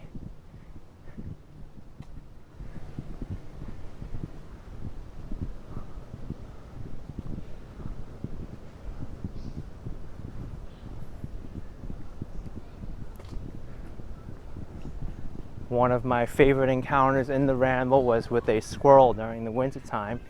Came right up to the camera and started sniffing it. And then a few times I've actually heard woodpeckers here and caught them on camera.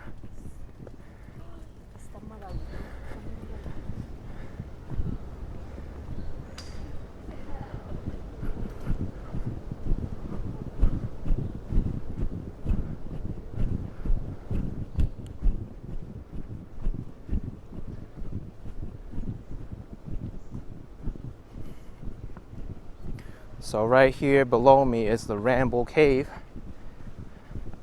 I'm just gonna go around to it and show you what happened.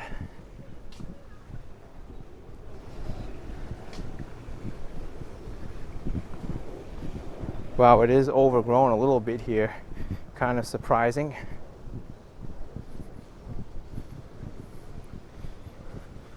There is a gate here, but no one's stopping anyone from going through the gate.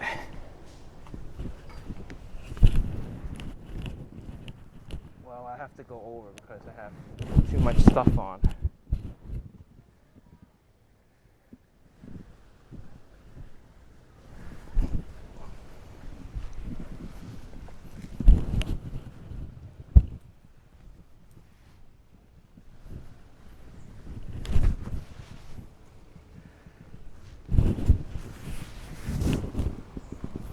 But down there's the entrance to the Ramble Cave. I won't actually go down there because it's kind of overgrown, but you can kind of see that it's sealed off there. In the past, there used to be some mischievous acts being done over there, and that's why it got sealed off. Plus, people used to come up here just on the rowboats and hang out. But I'm gonna get back onto the main path now.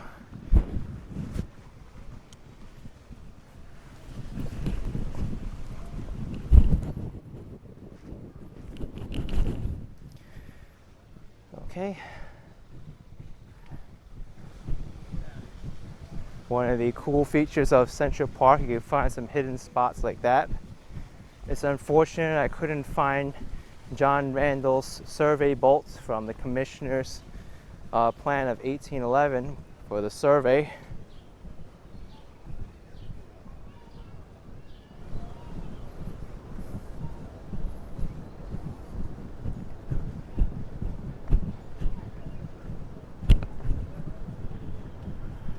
Here's the western and northern part of the lake.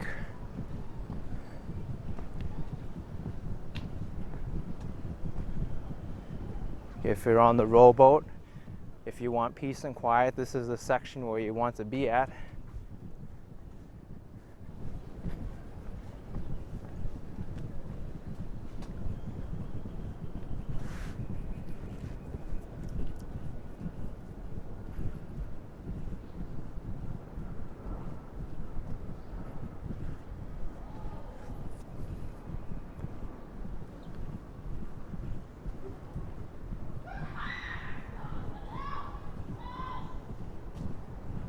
What was that? Help? Either someone's playing a practical joke or they really need help.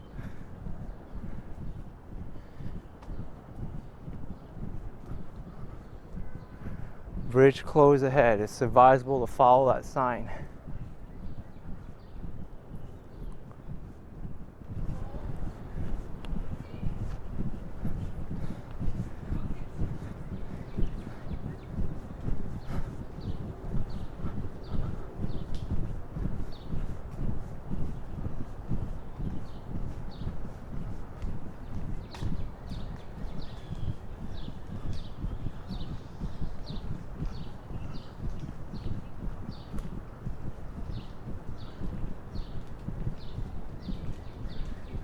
Actually, I do believe Belvedere Castle is still under construction, so I won't be able to visit it today.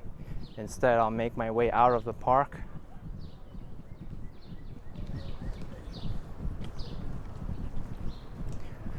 Many people I've talked to have actually been in the Ramble.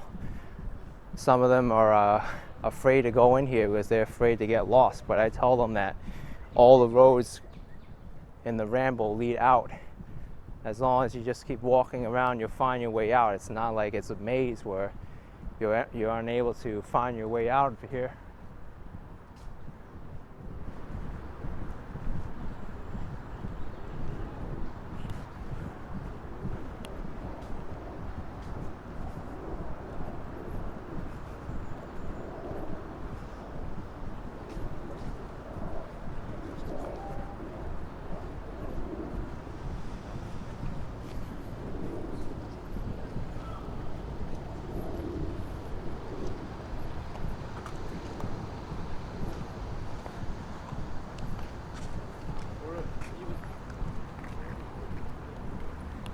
Actually, I am reading that Belvedere Castle reopened on June 28th.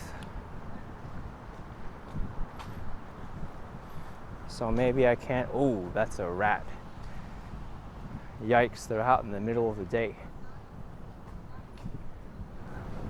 Hi, rat, what's up?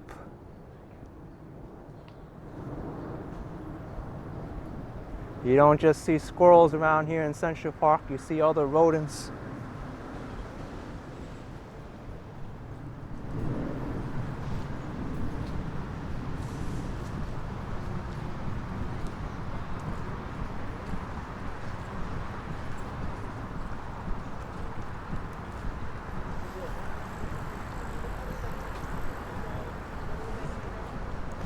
What I'll actually do is I'll go through Shakespeare's Garden and then head up to Belvedere then. I've still got some energy left in me to show you.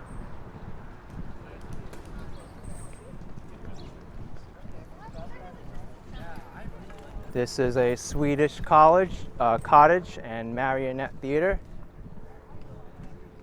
I believe it's one of the oldest continuing marionette theaters around, and this house was entirely man-made and imported into New York City. This is Shakespeare Garden, filled with many flowers and plants from Shakespeare's plays.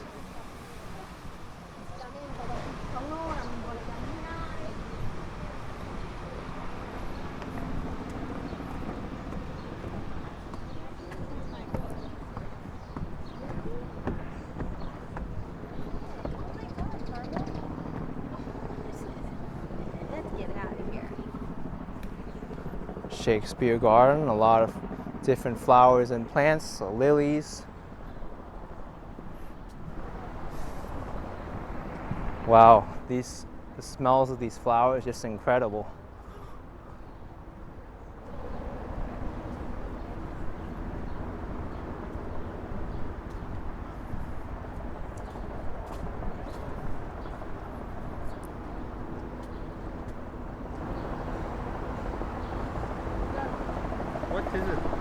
Oh, it's a stabilizer. Oh, it's a microphone. Yeah. I'm doing, no, it's not connected. I'm doing it all on the computer later.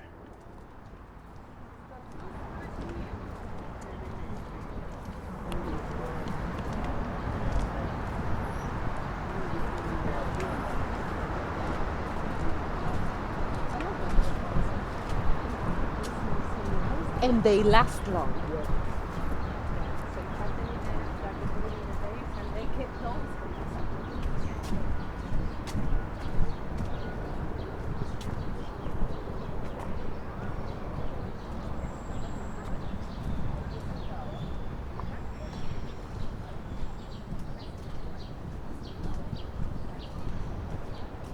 These flowers are just so colorful and beautiful. They also smell very nice. I'm guessing that's a clock.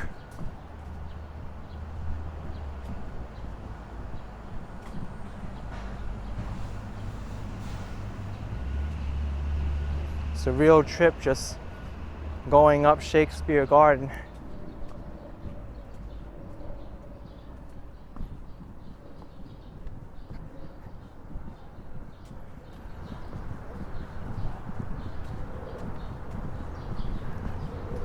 Okay, where is the Whispering Bench?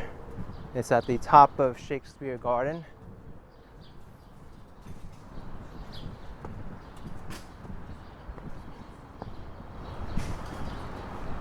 Oh, it's right here, good.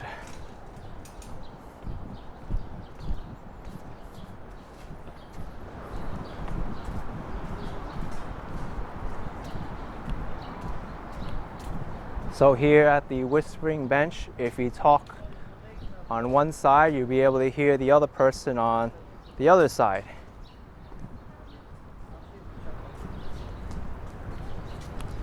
Hello! You can even just hear echo right there.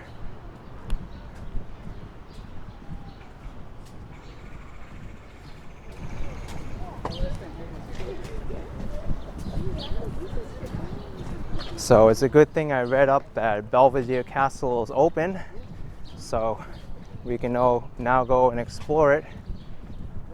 And also I get to see how the renovations progress on the castle itself.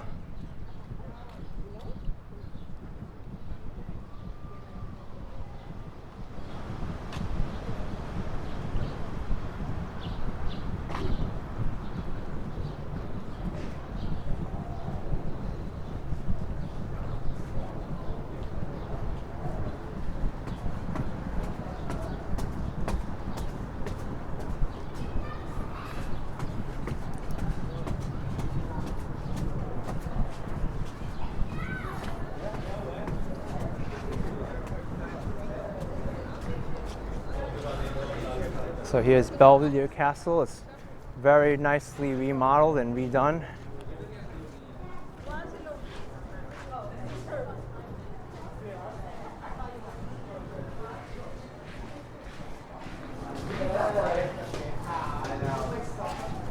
It's a nice overview of Central Park.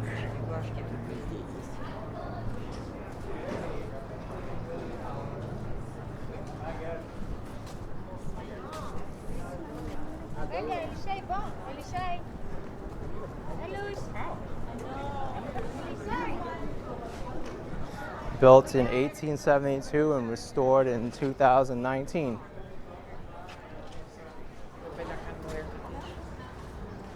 So I actually won't be going up to Belvedere today, but you can catch it in one of my previous videos of Central Park. I'll be ending this video here. If you liked it, make sure to give it a like, subscribe, leave a comment down below, and stay tuned for the next adventure. Catch you all later, and take care.